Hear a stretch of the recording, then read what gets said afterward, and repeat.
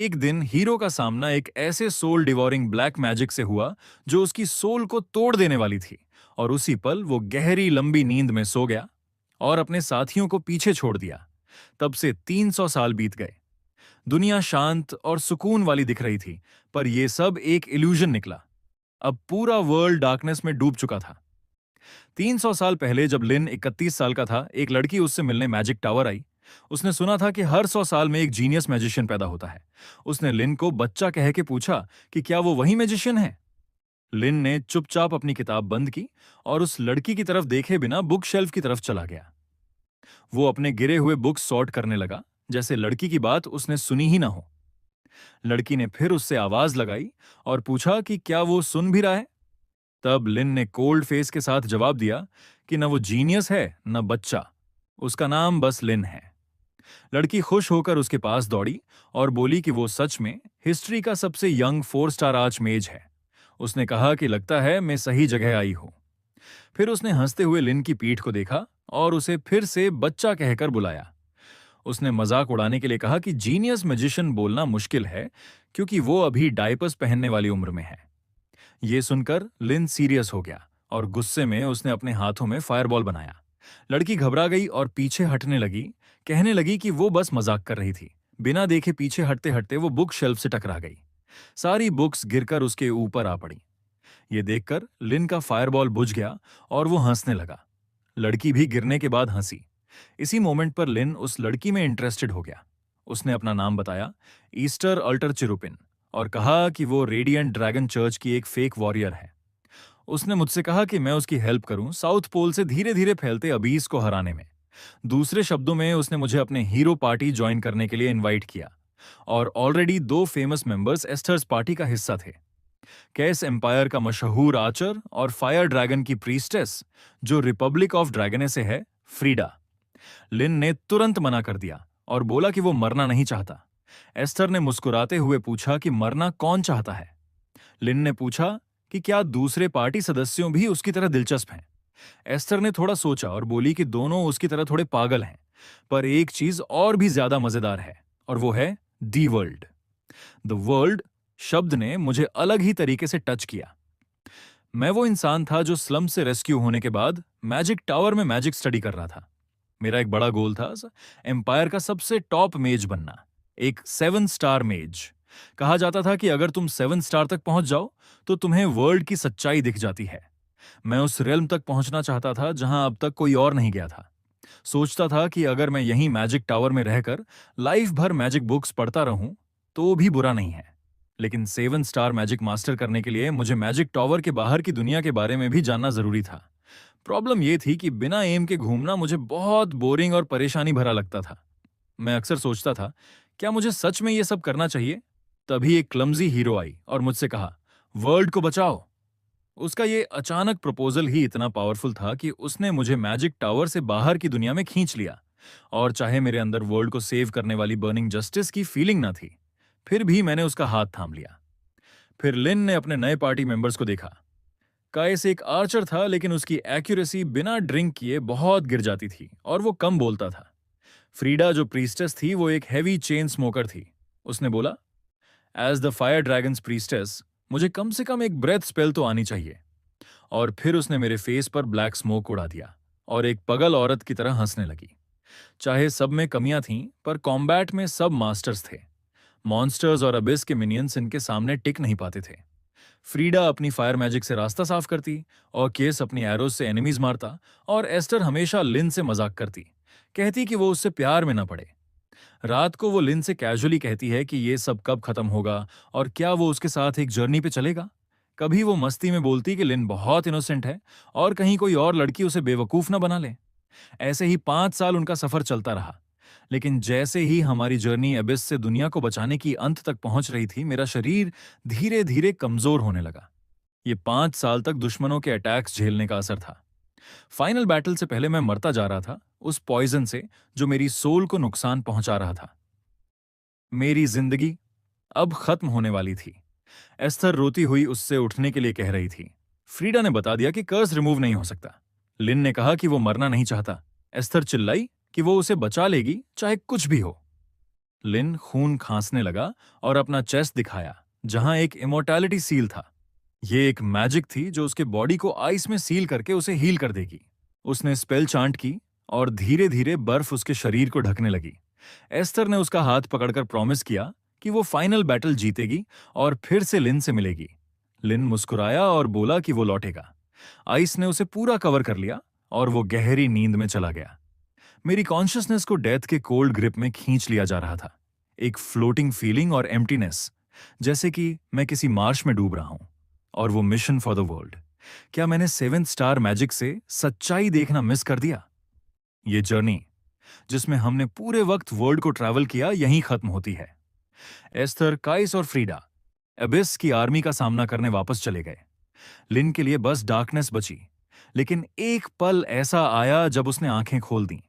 उसने एक औरत की आवाज सुनी जो पूछ रही थी कि क्या वो ठीक है। लिन ने तुरंत उसे मां बुलाया, पर वो रुक गया क्योंकि वो तो ऑर्फन था। अब उसके बाल काले और आंखें लाल हो चुकी थीं और वो एक टीनेजर जैसा लग रहा था। उसने आस-पास देखा और सोचा कि मैं कहां हूं। वो सामने कुछ गौर से देख रहा था। औरत ने कहा, "ये ऐसे क्यों एक्ट कर रहा है?" उसने बताया, "ये हीरोज स्क्वायर है, जो वैटिकन के सामने है।" लिन ने सोचा, ये स्टैचू लगता है एस्टर पार्टी को याद करने के लिए बनाया गया है। जब लिन ने साल पूछा तो उसकी मां ने बताया कि अब 1418 टेरेसिया कैलेंडर चल रहा है। ये सुनकर लिन बहुत हैरान हो गया, उसका दिल ठंडा पड़ गया। उसने सोचा, क्या वो रिबॉर्न हुआ है या उसकी मेमोरी किसी और के शरीर में डाल दी गई है? लिन ने महसूस किया कि उसका नया बॉडी अजीब लग रहा था। उसके दिमाग में अभी भी एस्थर की हंसी, काइस के नशे वाले मोमेंट्स और फ्रीडा की सिगरेट स्मोक ताजी यादों की तरह घूम रही थी। लेकिन उसे डर हुआ जब उसने समझा कि ये सब तो 300 साल पहले हुआ था। उसने थोड़ी कांपती आवाज में पूछा कि क्या उन्होंने लास्ट बैटल जीती थी, पर तुरंत ही रियलाइज किया कि यह क्वेश्चन बेवकूफी भरा है। उसने सोचा कि अगर वो बैटल जीत नहीं पाते तो उनके नाम का स्टैच्यू नहीं होता और आसमान आज इतना पीसफुल नहीं दिख रहा होता। उसकी मां ने थोड़ा परेशान होकर कहा कि ऐसी ऑब्वियस बातें क्यों पूछ रहा है। फिर उसने बताया कि लोग कहते हैं अगर तुम वैटिकन टावर पे चढ़ोगे तो तुम्हें लॉर्ड लिन के फ्रोजन रिमेन्स अभी भी दिख जाएंगे। लिन ने और क्वेश्चंस नहीं पूछे, बस टेंस होकर बोला कि वो समझ गया। उसके मन में ये कंफ्यूजन चल रहा था कि क्या उसने किसी और का बॉडी अपने कंट्रोल में ले लिया है। उसकी मॉम ने आगे बताया कि लेडी एस्टर ने अपनी पूरी जिंदगी लॉर्ड लिन के साइड में गुजारी, जब तक वो मर नहीं गई। उसने कहा कि ये बात एक साथ ब्यूटीफुल भी है और सैड भी। फिर उसने रेन से पूछा कि उसका इस पर क्या सोचना है। तो लिन अभी जिस बंदे की बॉडी में है उसका नाम रेन है। लेकिन रेन परेशानी में हंसा। उसकी मॉम को समझ नहीं आया कि इतनी सैड स्टोरी पे वो क्यों हंसा। तब रेन को सडनली रियलाइज हुआ कि उसके दोस्तों ने अपना प्रॉमिस लॉर्ड लिन से निभाया था। वो धीरे धीरे स्टैचू की तरफ गया, हाथ बढ़ाया और उसे टच किया। लेकिन उसके दिमाग में एक चीज अभी भी डिस्टर्ब कर रही थी। प्रॉमिस सबने किया था, लेकिन किसी एक ने अपना वादा पूरा नहीं किया, और वो खुद लॉर्ड लिन था। ये सोचकर रेन रोने लगा, क्योंकि लॉर्ड लिन अपने दोस्तों के सामने फेल हो गया था। रेन को यह नहीं पता था कि उसके दोस्तों ने उसे कैसे देखा होगा, लेकिन वो हिस्ट्री का एक बड़ा फिगर बन गया था। एम्परर ने खुद उसके लिए एक स्टैचू बनवाया था और कई मेज टावर्स और फैमिलीज उसे सेंट मानते थे। लेकिन 300 साल के बाद लिन के पास बचा ही क्या था? सिर्फ दो चीजें। एक तो उसका मैजिक जो उसने यूज किया था, और दूसरा उसके ग्रुप मेंबर्स के साथ की यादें। उन्हीं यादों में उसके कॉमरेड्स के ब्राइट स्माइलिंग फेसेस अब लेजेंड्स बन गए थे। रेन को याद आया कि एस्टर ने लिन से कहा था, मोमेंट सिर्फ तभी मेमोरीज बनते हैं जब उन्हें किसी के साथ शेयर किया जाए। और लिन की मेमोरीज अभी तक रियल मेमोरीज नहीं बनी थीं, क्योंकि जब तक वो मरकर अपने दोस्तों से नहीं मिलता तब तक वे मेमोरीज अधूरी थीं। ये वो बोझ था जो रेन को अकेला उठाना था। अपनी सोच में डूबा हुआ रेन एकदम रियलिटी में वापस आया जब उसकी मॉम उसके लिए एक कप टी लेकर आई। टी को देखते ही रेन को रियलाइज हुआ कि उसके दोस्त तो चले गए, लेकिन दुनिया अभी भी उसके सामने जिंदा थी। उसे अब डिसाइड करना था कि इस नए वर्ल्ड में वो क्या करेगा। तभी उसे याद आया कि अभी भी एक काम बाकी था। होली ह्यूमन एम्पायर ने मेज क्लास को 7 लेवल्स में डिवाइड किया था। 1 स्टार कॉमन मेज बैंडोरन, 2 स्टार इंटरमीडिएट मेज लिमिटेज, 3 स्टार हाई मेज एटलस, 4 स्टार एलिट मेज ग्लडोस, 5 स्टार ग्रैंड मेज अक्विजाड, 6 star says rampage, 7 star says Shin says. History में लॉर्ड लिन सिर्फ 5 स्टार मैजिशियन तक पहुंचा था। सिर्फ 2 लोग एम्पायर की हिस्ट्री में 6 लेवल सेज तक पहुंच पाए थे। अगर लिन एस्थर के साथ न गया होता तो शायद वो भी सेज बन जाता, ओल्ड एज में मर जाता और रिग्रेट करता कि अपनी खुशी सैक्रिफाइस कर दी। लेकिन लिन ने अपनी जिंदगी एस्थर के साथ ट्रैवल करने में चूज की। अब एस्थर चली गई थी। लिन को उसकी बातें याद आईं। उसने कहा था कि उसे चाहिए था कि दुनिया हंसी से भरी हो। रेन ने सोचा कि क्या जो दुनिया उन्होंने मिलकर प्रोटेक्ट की थी वो वैसे बनी थी जैसे ईस्टर चाहती थी। उसने डिसाइड किया कि इस लाइफ में वो 7 स्टार मैजिकियन बनेगा, ताकि अपने सैडनेस और एम्प्टीनेस से निकल सके और अपना नया गोल अचीव कर सके। रेन को अपने पास्ट की मेमोरीज भी याद आईं, जैसे एक सीन जहां एस्थर ने उसे एक फ्लावर दिखाया था। फ्रीडा ने उस टाइम मजाक में कहा था कि ऐसे फ्लावर एक बोरिंग ब्रैट जैसे लिन को दिखाना बेकार है। कैस, जो ग्रुप में खामोश रहता था, साइलेंटली वॉच करता रहा। लिन ने अपनी यूजुअल कोल्डनेस में कहा था कि फ्लावर फील्ड में देखने लायक कुछ नहीं, उसे तो मैजिक बुक पढ़नी ज्यादा पसंद है। लेकिन फिर भी ग्रुप की आदतें और मोमेंट्स लिन को खुशी देते थे। स्टैचू के सामने खड़े होकर लिन ने अपने दोस्तों के नाम लिए और उन्हें अलविदा कहा। उसने समझा कि जो मर गए वे पास्ट में ही रह जाते हैं, लेकिन जो जिंदा हैं उन्हें टाइम के साथ फ्यूचर की तरफ मूव करना पड़ता है। एक बार एस्टर ने लिन से पूछा था कि क्या तुमने कभी विश किया है कि तुम्हारा एक फैमिली हो। लिन ने कहा था कि नहीं, क्योंकि उसने कभी अपनी मां का चेहरा भी नहीं देखा। वो नॉर्दर्न स्लम्स में बड़ा हुआ था।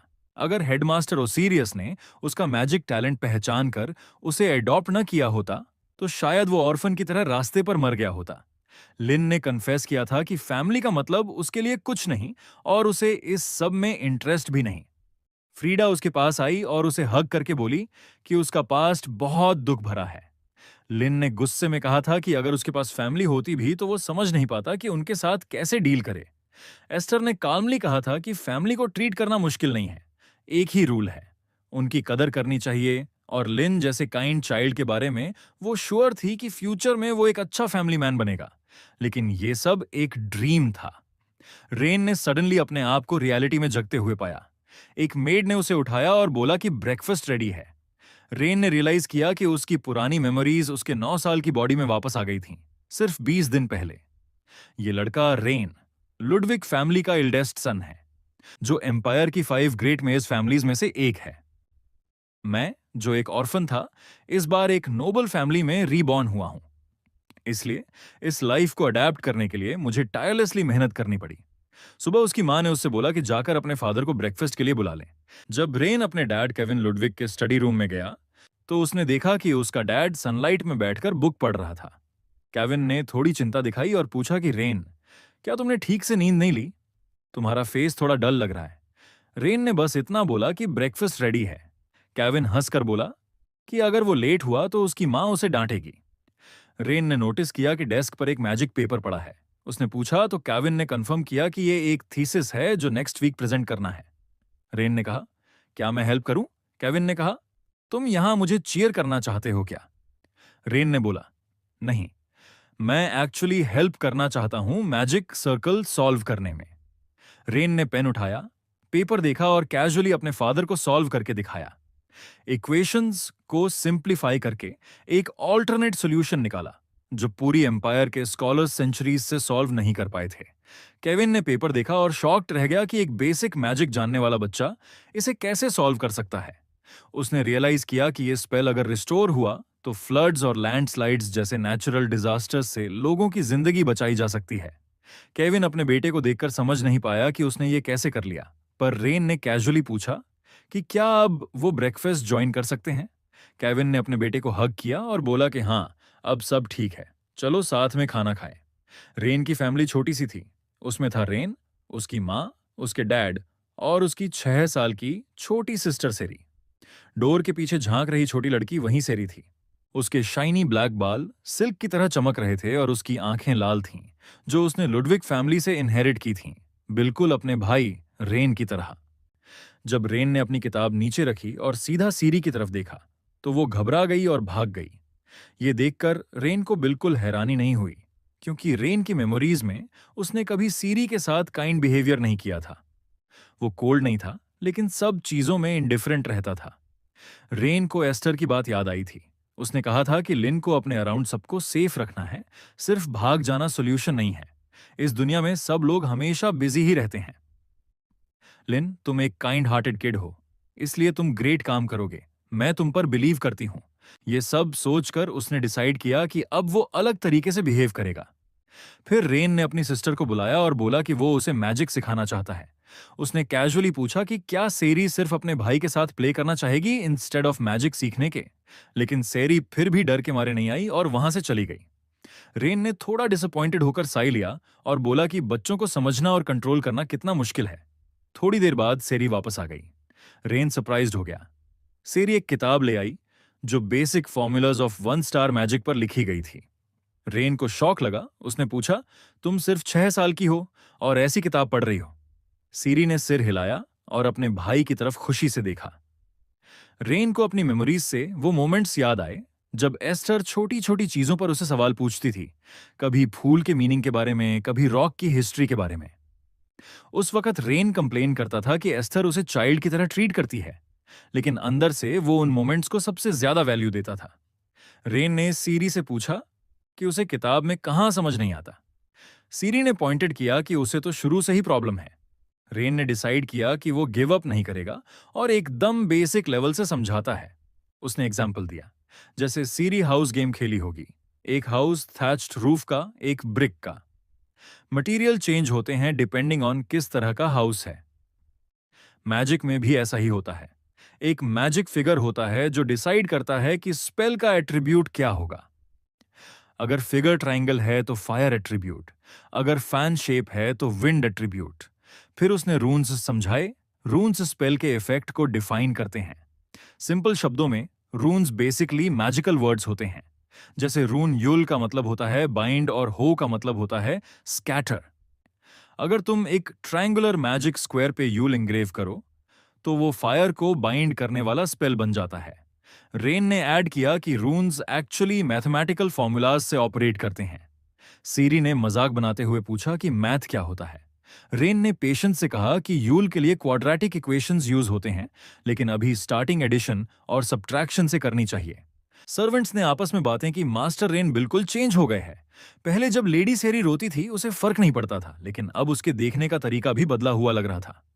थोड़ी देर में रेन की माँ और उसके डैड रूम में आए।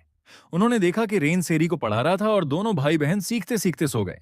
माँ ने बोला कि वो इस सीन को पेंटिंग में कैप्चर करना चाहती है। केविन ने कहा कि तब तक बच्चे शायद उठ जाएंगे और सेरी की शाइनेस की वजह से पेंटिंग करना थोड़ा मुश्किल हो जाएगा। केविन ने टेबल पर देखा कि रेन सीरी को वही मैजिक पढ़ा रहा था जो वो अपनी किताब से लाई थी। केविन ने कहा कि रेन पूरा अलग इंसान लग रहा है। माँ ने ऐड किया कि उसका टोन भी ज्यादा मैच्योर हो गया है। माँ ने कैजुअली कहा कि कहीं रेन अबिस से पोजेस तो नहीं हो गया, लेकिन केविन ने मना किया और बोला कि उसे अपने स्टूडेंट डेज याद आ रहे हैं जब उसने लॉर्ड लिन से मुलाकात की थी। उसने याद किया कि उस वक्त वो 3rd स्टार मेज था और लिन 5 स्टार बन चुका था। और वॉर के बाद जब सबको पीस मिला, उसने रियलाइज किया कि वो लापरवाह हो गया था। केविन को लगा कि शायद रेन भी वैसे ही सब झेल रहा है। वो दोनों वहां से जाने लगे, तभी माँ ने पूछा कि क्या लॉर्ड लिन सच में फ्रोजन है।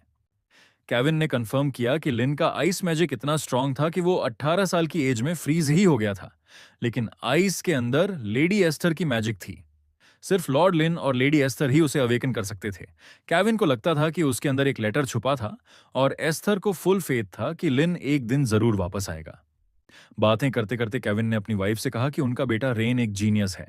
उसने वो मैजिक स्क्वायर सॉल्व कर दिया जो केविन 1 साल से ट्राई कर रहा था, वो भी एक ही दिन में। उसकी वाइफ ने कहा, अच्छा, इसलिए आज तुम ब्रेकफास्ट के लिए टाइम पर आ गए। फिर केविन ने डिसाइड किया कि शायद अब वक्त आ गया है रेन को लुडविग फैमिली का सबसे खास मैजिक सिखाने का। वो मैजिक जिससे लुडविग फैमिली को थीविंग मेज कहा जाता था। ये मैजिक सिर्फ लुडविग फैमिली के लोगों के लिए अलाउड है, ब्लड लाइन लिमिटेड मैजिक।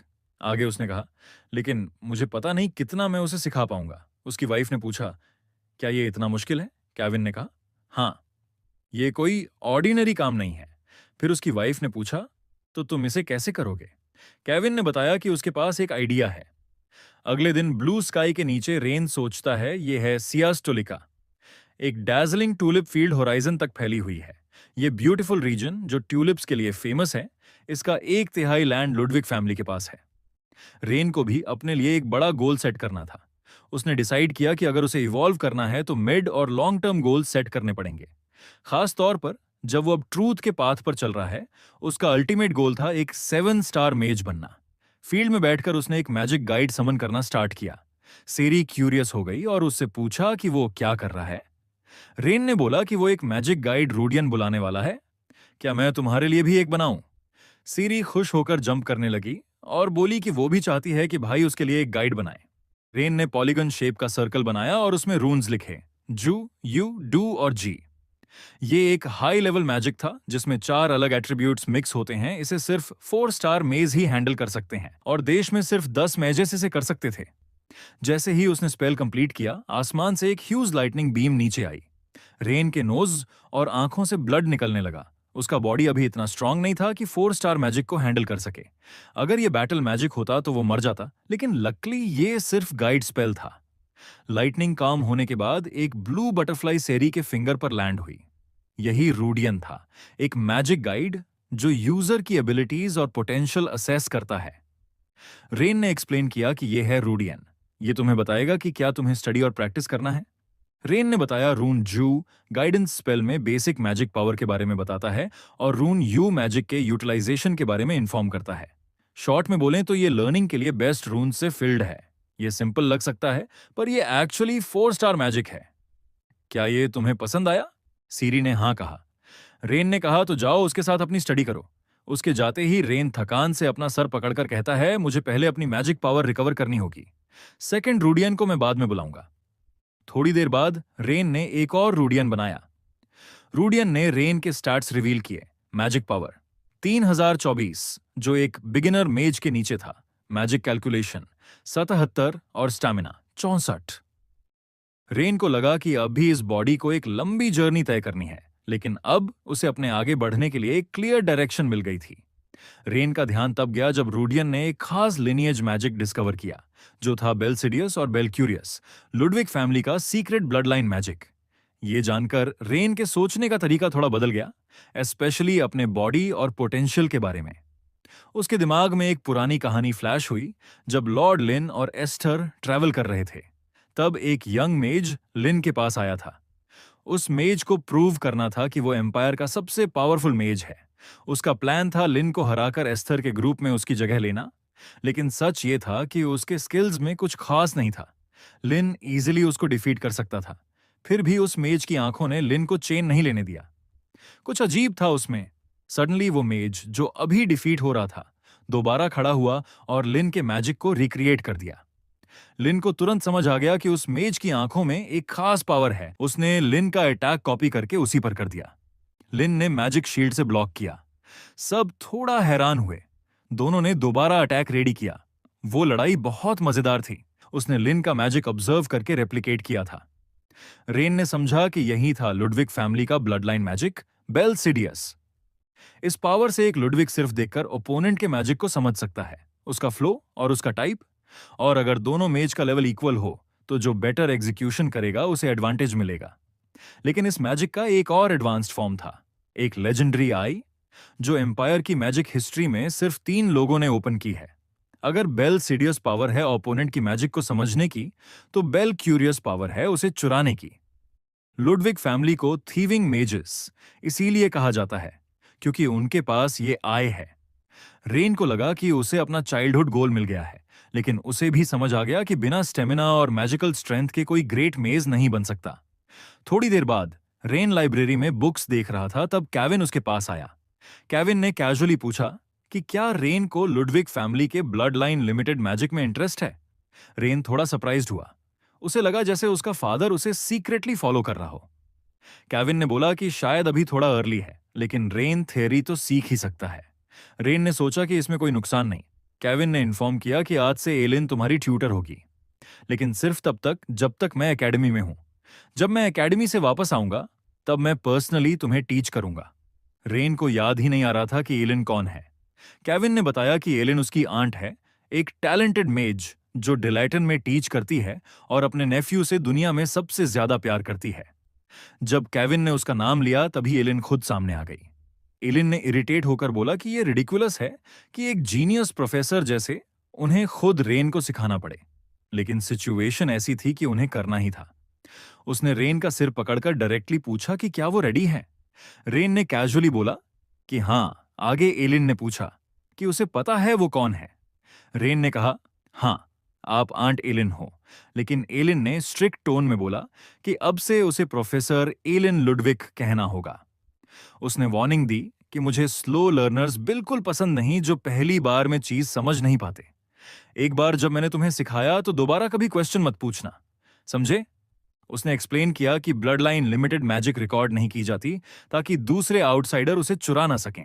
इसलिए तुम्हें फैमिली मेज से मिलना होता है और डायरेक्टली नॉलेज को अपने दिमाग में रिसीव करना पड़ता है। फिर एलिन ने सीधे प्रैक्टिकली दिखाना शुरू किया। उसने अपनी आंखें खोली और रेन के सामने एक्टिवेट किया बेल सिडियस। जैसे ही उसकी आंखों की गेज रेन पर पड़ी, रेन ने अपने पूरे बॉडी में एक मार्वलस शॉक फील किया। उसने रियलाइज किया कि ये वही पावर है जो उसने पहले नोटिस की थी। एलन ने खुद पर कॉन्फिडेंस दिखाते हुए बोला कि बेल साइडियस यूज करने के लिए एक साथ 3 स्पेल्स कैलकुलेट करने होते हैं। रेन कॉन्फिडेंटली बोला कि वो कर लेगा।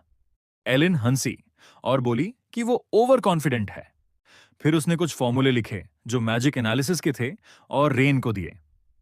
रेन ने उन्हें पढ़ना स्टार्ट किया और नोटिस किया कि थियोरी एक्सपेक्टेड से भी ज्यादा कॉम्प्लेक्स थी। उसने सोचा कि अगर फाउंडर ने जेनेटिक रिस्ट्रिक्शंस नहीं लगाई होती तो ये नॉलेज इजीली सब यूज कर लेते। एलिन ने थोड़ा टीज करते हुए पूछा कि क्या ये उसके लिए ज्यादा डिफिकल्ट है। रेन ने काल्मली रिप्लाई किया कि उसे सिर्फ थोड़ा टाइम चाहिए। एलिन ने बोला कि शायद एक स्पेशल एक्सेप्शन देना पड़ेगा, लेकिन रेन ने इग्नोर कर दिया और पोलाइटली थैंक करके बोला कि वो खुद फिगर आउट करेगा। एलिन उसे देखती रह गई, फिर उसके पास जाकर बोली, रुको, तुमने क्या कहा? तुम्हें मेरी गाइडेंस की जरूरत नहीं है? अरे मुझे इग्नोर मत करो। रेन ने इस पर कुछ नहीं बोला।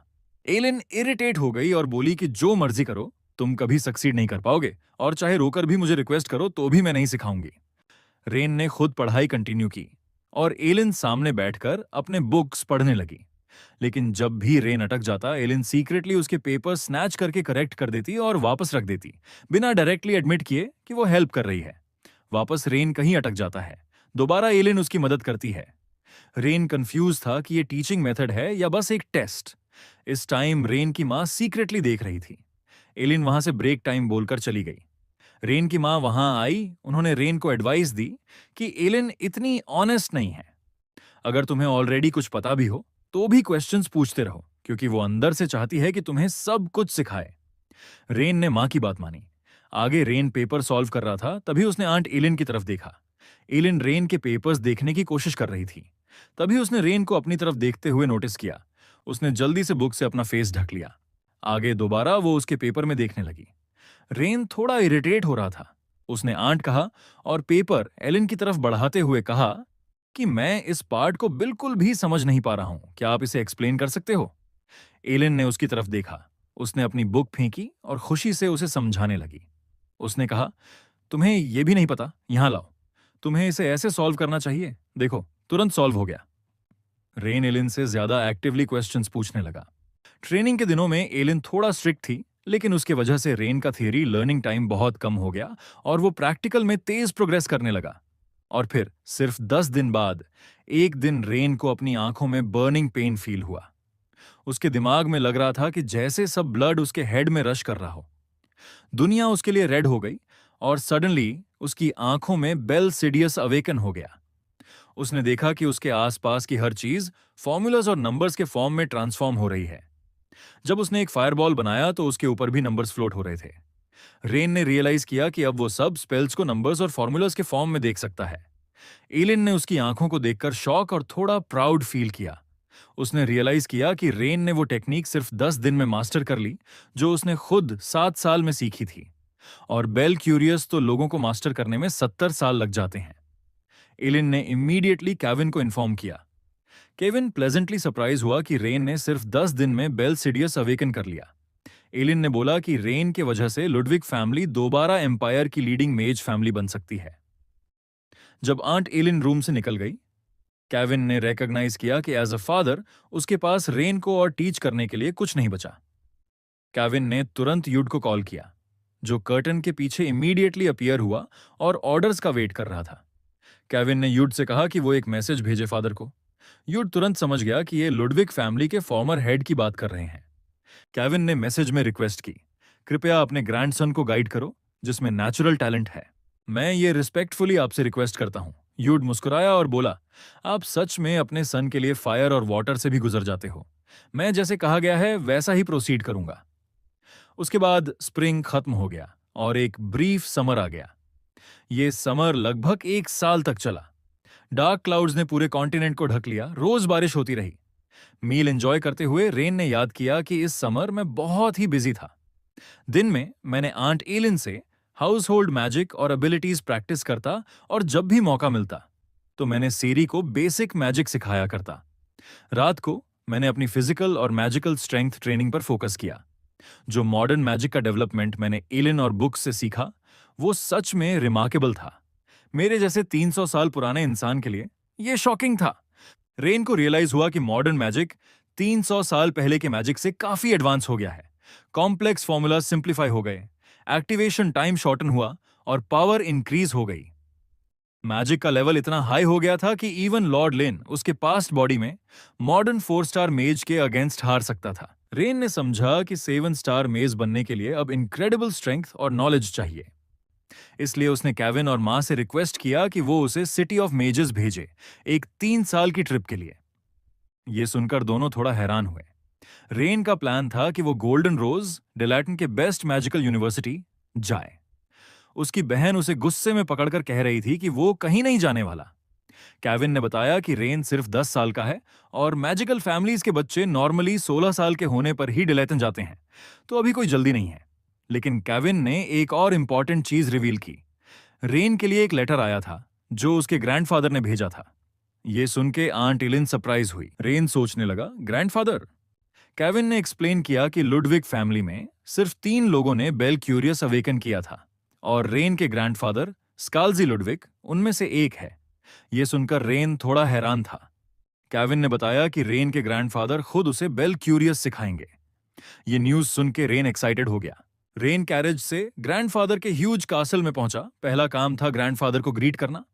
रेन ने रूम ढूंढा जहां स्काल्जी लुडविग था और डोर्स ओपन किए। ग्रैंडफादर ने कोई बात नहीं की, सिर्फ अपना हाथ रेज किया और स्पेल यूज किया। जैसे ही स्पेल एक्टिवेट हुआ, रेन का पूरा बॉडी एक शानदार फीलिंग से सराउंड हो गया। रूम के फर्नीचर और सराउंडिंग्स भी शेक करने लगी।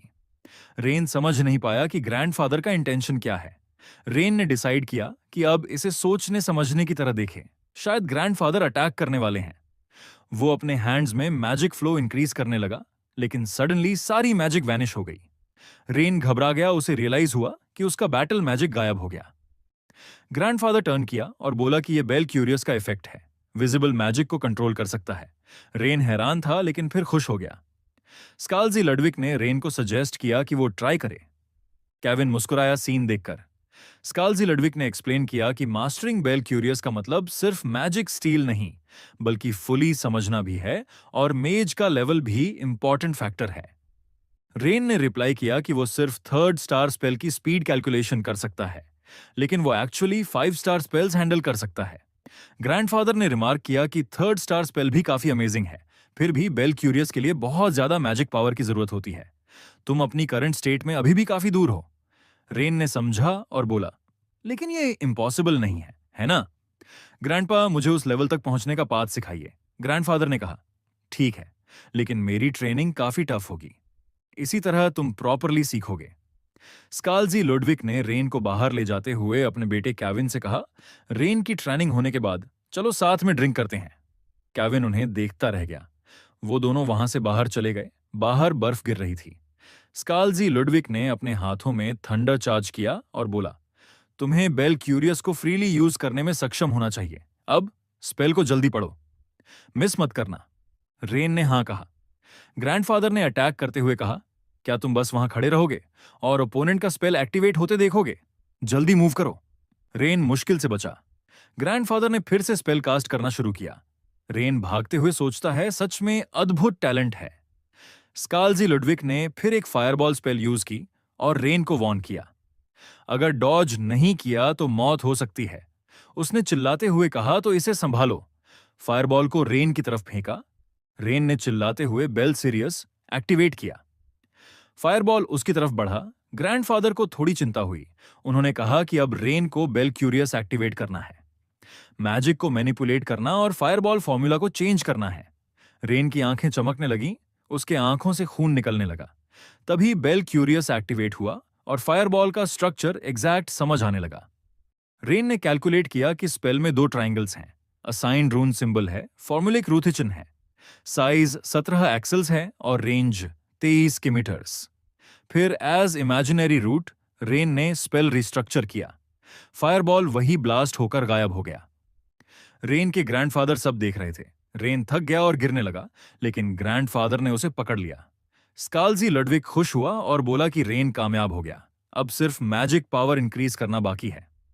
स्काल्जी लडविक को डिसबिलीफ हुआ कि 14 साल के रेन ने बेल क्यूरियस अवेकन कर लिया, जबकि वो खुद 39 साल का होने पर भी उतना नहीं कर पाया था। आगे जब रेन ठीक हुआ तो ग्रैंडफादर ने एडवाइस दी कि रेन 16 साल का होने के बाद डिलेटन यूनिवर्सिटी जाए, लेकिन रेन ने सोचा कि अब वो इंटरेस्टेड नहीं है। ग्रैंडफादर ने कहा कि अगर रेन अपनी पूरी क्लास में सबसे ऊपर रैंक लेकर ग्रेजुएट करता है तो उसे आर्चमेज लिन से मिलने का मौका मिलेगा। फिर ग्रैंडफादर ने यह भी बताया कि हेरोइन एस्टर ने एक लेटर छोड़ा है और पूछा, क्या तुम उसके कंटेंट के बारे में क्यूरियस नहीं हो? रेन थोड़ी देर के लिए हेजिटेट हो गया, क्योंकि वो लेटर खास तौर पर उसी के लिए था। स्काल्जी लडविक ने कंक्लूड किया कि रेन की एज में इससे पहले कभी किसी ने बेल क्यूरियस अवेकन नहीं किया। उसकी एबिलिटीज सच में अद्भुत थीं। उस वक्त मैं स्टन था और बस ब्लैंकली सुनता रह गया। डिलेटन एंट्रेंस एग्जाम शुरू होने में लगभग आधा साल बचा है। मैं इस अपॉर्चुनिटी का यूज करूंगा दुनिया के बारे में सीखने और साउथ की तरफ जाते हुए अलग अलग जगह घूमने के लिए। रेन जाने के लिए तैयार था। केविन ने उसे गुड लक विश किया और कहा कि वो जल्दी वापस आए। केविन ने रेन से पूछा कि क्या वो एग्जाम्स के बाद भी मैजिक सिटी में रुकने का प्लान बना रहा है। रेन ने कहा, हाँ, क्योंकि वही जगह है जहां सारी नॉलेज गैदर होती है। डिलेटन एंट्रेंस एग्जाम साल के एंड में होता है और जो पास करते हैं वो मार्च में अपना पहला सेमेस्टर स्टार्ट करते हैं। रेन की मदर थोड़ी वरीड थी कि उसके साथ कोई एस्कॉर्ट नहीं है। केविन ने कहा कि रेन की एबिलिटीज बहुत स्ट्रांग हैं और अगर वो नेशनल रूट्स फॉलो करेगा तो सेफ रहेगा। रेन ने सोचा कि शायद एक दिन वो इस कॉन्वर्सेशन को मेमोरी के तौर पे याद करेगा।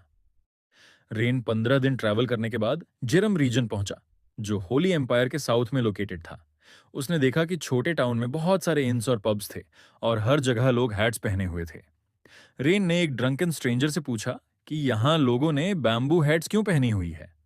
ड्रंकन स्ट्रेंजर ने कहा, बच्चे, तुम्हें पता नहीं क्या, ये लिने कैरावैन वाले हैं। रेन ने इंटरेस्ट दिखाया और पूछा, लिने कैरावैन क्या है? आदमी ने एक्सप्लेन किया कि उनके फाउंडिंग लीडर को कई साल पहले आर्चमेज लिन ने हेल्प किया था। तब से ग्रैटिट्यूड के सिंबल के रूप में लोग हैट्स पहनते आ रहे हैं। आदमी ने बोला कि ये ट्रेडिशन कूल है और लॉन्ग हिस्ट्री रखता है। रेन ने क्यूरियस फील किया फाउंडिंग लीडर कौन था और सोचा कि अगर वो नाम सुनेगा तो शायद याद आ जाए। उसने ये भी क्वेश्चन किया कि इतने बड़े और इज्जतदार मर्चेंट्स एक छोटे से टाउन में क्या कर रहे हैं। आदमी ने बताया कि रोड जो सनलाइट हाईवे की तरफ जाती है उसमें प्रॉब्लम आ गई है। उस पथ पर डेंजरस मॉन्स्टर्स आ गए हैं और बहुत सारे लोग मिसिंग हो गए हैं। आदमी ने कहा कि हम लॉर्ड की फोर्सेस का इंतजार कर रहे हैं ताकि वे उन्हें खत्म कर दें।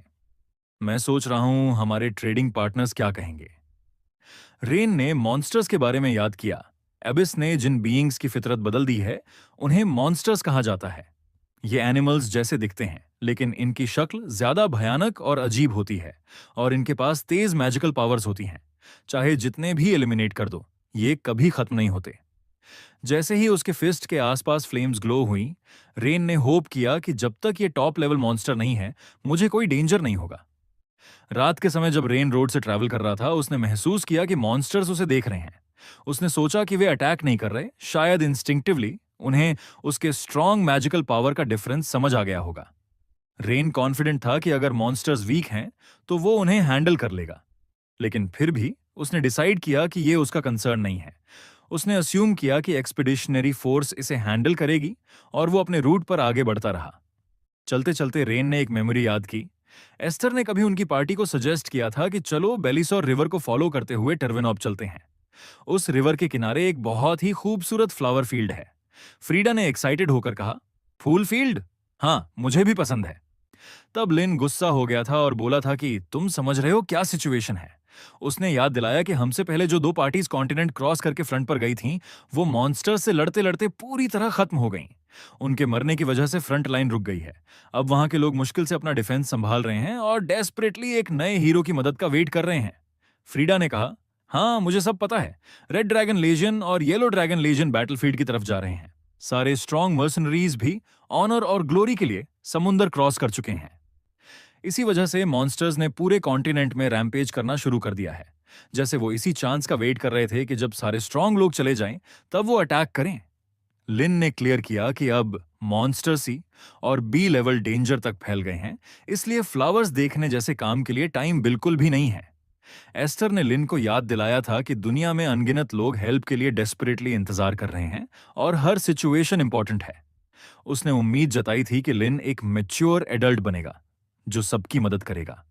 रेन ने यह सोचते हुए अपनी आईज ढक ली और कंप्लेन किया कि चाहे एस्टर को मरे हुए 300 साल हो गए हों, फिर भी वो मुझे यादों में परेशान कर रही है, जैसे कुछ भी चेंज ही नहीं हुआ।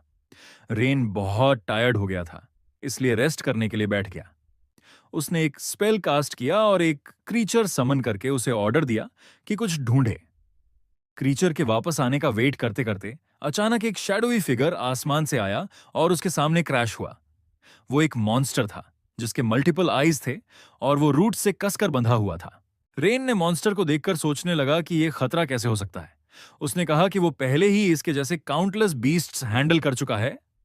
मॉन्स्टर ने रोर किया और रेन ने डिमांड किया कि वो ह्यूमंस को हार्म ना करे, वरना उसे मार दिया जाएगा। लेकिन उसने रियलाइज किया कि मॉन्स्टर सुन नहीं रहा। रेन ने गुस्से में रूट्स का प्रेशर इंक्रीज किया और मॉन्स्टर के 2 टुकड़े हो गए। रेन ने उसे मार दिया।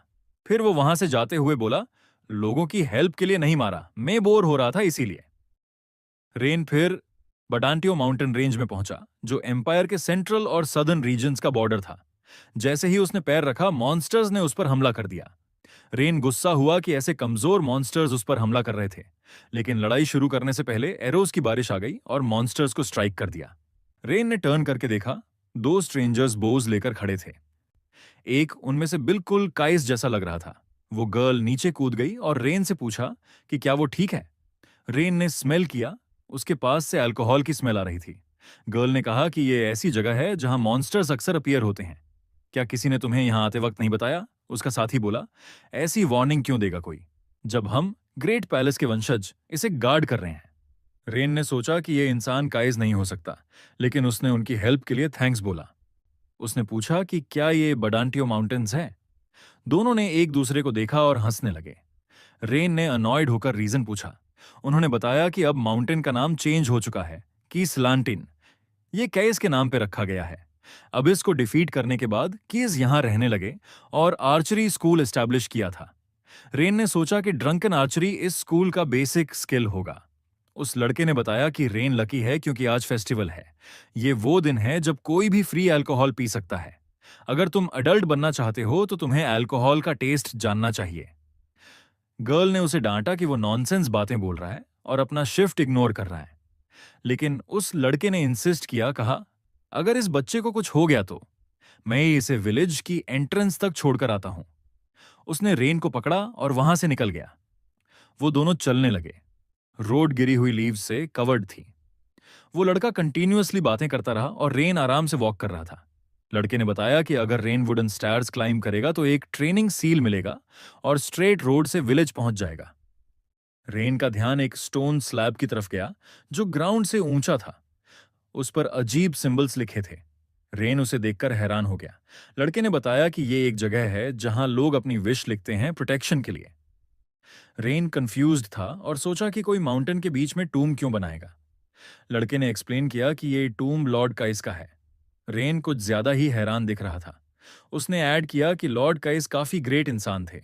लड़के ने फिर रेन से पूछा कि क्या उसे लॉर्ड काइस के दोस्त आर्चमेज लिन के बारे में पता है। केस को लगता था कि लिन वापस आएगा चाहे वो मर भी गया हो। उन्होंने कहा कि अगर टूम विलेज में होता तो वो नहीं आ पाता क्योंकि वो शाई था। इसलिए उसने रिक्वेस्ट किया कि यहां ही उसे बरी किया जाए। मतलब कायस को मरते वक्त भी उम्मीद थी कि लिन उससे मिलने आएगा। रेन को एक और मेमोरी याद आई। उसने एक टाइम पर कायस से कंप्लेन किया था कि उसके खर्राटे और अल्कोहल की स्मेल बर्दाश्त नहीं होती। ये सुनकर कायस ने मजाक में लिन के सर पर हाथ रख दिया, जिस पर लिन गुस्से में बोला, मेरे बालों को मत टच करो। एक और याद में लिन ने काइस को लेटर्स लिखना सिखाया था, लेकिन जैसे ही काइस ने फिर से उसके सर पर हाथ रखा, लिन ने उसका हाथ झटकते हुए कहा था, दोबारा मेरे सर को टच मत करना। रेन ने अपना हाथ अपने सर पर रखा, जैसे वो फ्लैशबैक्स को महसूस कर रहा हो। उसके दिमाग में कायस की आवाज गूंजती है, एक इटर्नल फेयरवेल की आवाज। उस आवाज ने बोला कि वो दोबारा कभी नहीं मिलेंगे, लेकिन रेन ने मना कर दिया। लिन ने क्लियरली प्रॉमिस किया था कि वो वापस आएगा और कायस से मिलेगा। फिर उसके सामने एक कॉर्प्स जैसी फ्लैश आई, जिसने कहा, तुमने वादा किया था। डर के मारे वो ग्रेव से भाग गया। भागते भागते वो गिर गया, उसका चेहरा जमीन पे लगा और वो लीव्स को पकड़ के जोर से रो पड़ा। आगे रेन खाई के किनारे पर बैठा हुआ था, नीचे देखते हुए। उसके दिल में था कि वो पलट के कैस के ग्रेव पर जाए और प्रॉपर गुड बाय बोले। चांदनी रात में उसने अपने 3 दोस्तों के चेहरे याद किए और उनसे माफी मांगी। उसके दिमाग में और भी यादें आईं, जैसे जब कैस ने उसकी तारीफ की थी कि वो डार्कनेस में क्लियरली देख लेता है, या फिर जब लिन ने पूछा था कि कायस नशे में सही निशाना कैसे लगा लेता है। फ्रीडा ने बोला उसे आइडिया नहीं। एस्थर की भी यादें आईं, जिसमें उसने लिन को बोला था कि वो चुप रहे क्योंकि कैस ने परमिशन नहीं दी। और फिर वो फनी मोमेंट्स भी याद आए, जब सबको नींद नहीं आती थी कैस के खर्राटों की वजह से। रेन ये सब सोचकर हंसने लगता है। उसे वो वक्त याद आया जब उसे कर्स लगा था। वो और जोर से हंसने लगता है। लेकिन जब उसके दिमाग में केस की सडन डेथ की तस्वीर आई, उसने अपना चेहरा हाथ से छुपा लिया और रो पड़ा। थोड़ी देर बाद वो उठकर केस के टूम के पास गया। उसने स्पेल कास्ट करने के लिए हाथ उठाया। एक ट्रायंगल सिंबल उसके हाथ के सामने बना और उसने फायर बुलाया। जमीन में हाथ मारते ही पूरी जगह फायर स्प्रेड हो गई। लीव्स और ग्रास जलकर खत्म हो गए। जब आग शांत हुई तो काइस का टूम अकेला था, बिना पेड़ पौधों के एकदम साफ। रेन ने चुपचाप उस टूम को देखा। हाथ में अभी भी फ्लेम्स जल रही थीं। सूरज उग रहा था और उसकी रोशनी टूम पर गिर के उसे ग्लो कर रही थी। रेन ने पीछे मुड़कर टूम को एक नजर देखा और धीरे से चल दिया। चलते हुए उसने माफी मांगी और बोला कि वो शाई नहीं है, बस उसमें कॉन्फिडेंस नहीं था कि कायस के सामने खड़ा होकर फॉरगिवनेस मांग सके। उसने रिग्रेट एक्सप्रेस किया कि वो अपना प्रॉमिस पूरा नहीं कर पाया। दोपहर हो चुकी थी, गर्मी तेज थी और रेन पसीने से भीगा हुआ था जब वो एक बड़े शहर पहुंचा। ये था गोल्डन रोज, एक मैजिक सिटी जिसके बीच में डिलाइटन मैजिकल एकेडमी थी। शहर देखकर उसने सोचा ये वो सिटी थी जिसके बारे में मैं अपनी पिछली जिंदगी से क्यूरियस था, लेकिन ये मेरी एक्सपेक्टेशंस के मुताबिक नहीं थी। उसने देखा कि लोग मैजिक बुक्स और इक्विपमेंट बेच रहे हैं। सारी नॉलेज गोल्डन रोज से बहती है।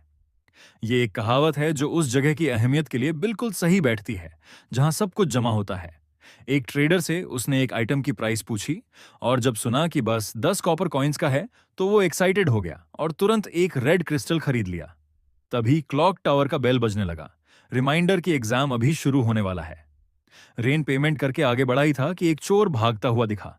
उसने सोचा गार्ड संभाल लेंगे और अपना ध्यान एग्जाम पर रखा। लेकिन फिर एक ओल्ड वुमन रेन से टकराई और गिर गई। रेन ने तुरंत माफी मांगी, पूछा क्या आप ठीक हैं? ओल्ड वुमन चीख कर चोर से अपना सामान वापस मांगने लगी। उसने बोला कि वो चीज उसके ग्रैंडसन के एंट्रेंस एग्जाम के लिए जरूरी है। दोनों अपने रास्ते जाने लगे। रेन पहले इग्नोर करने लगा क्योंकि एग्जाम जरूरी था, लेकिन जैसे वो आगे बढ़ा उसके दिमाग में एस्टर की आवाज गूंजी, हेल्प हिम लिन। तब उसने अपना डिसीजन बदला और उस ओल्ड वुमन से चोर के डायरेक्शन के बारे में पूछकर उसके पीछे भाग गया। रेन छतों पर कूदते हुए चोर को चेस कर रहा था। लोग उसे देखकर शॉक हो रहे थे। उसने अपने हाथों में थंडर स्पेल कास्ट किया और बोला, मैं इतना इरिटेट हो गया हूं कि अब मैं सीधा तुझे राख बना दूंगा। तभी एक लड़की दौड़ते हुए आई, रेन के कंधों पर हाथ रखा और कूदते हुए बोली कि साइड हो जा। वो लड़की चोर के आगे कूद गई और एक स्पेल कास्ट किया। उसके हाथ में एक ग्लोइंग ऑर्ब बना और नीचे से सैंड ऊपर उठकर एक गोल टावर जैसा स्ट्रक्चर बन गया। लड़की उस पे खड़ी हो गई और चोर को चिल्लाकर बोली, गोल्डन रोज में चोरी करने की गलती उसने गलत दिन पे की है। रेन ये सब देख रहा था। लड़की ने कहा, अब तुम्हारा काम खत्म, क्योंकि तुम किसी और के नहीं बल्कि पकड़े गए हो क्रिस्टीन के हाथों। रेन ने उसे पहचान लिया। वो वार्डन फैमिली की इलेजिटिमेट चाइल्ड थी। ये फैमिली ईस्टर्न एम्पायर की एक पावरफुल मेज फैमिली थी, बिल्कुल लुडविग फैमिली की तरह। ये भी 5 बड़े मैजिक हाउसेस में से एक थी। मेरी पास्ट मेमोरीज वापस आने से पहले मैं उससे हाउस मीटिंग में कुछ बार मिल चुका था।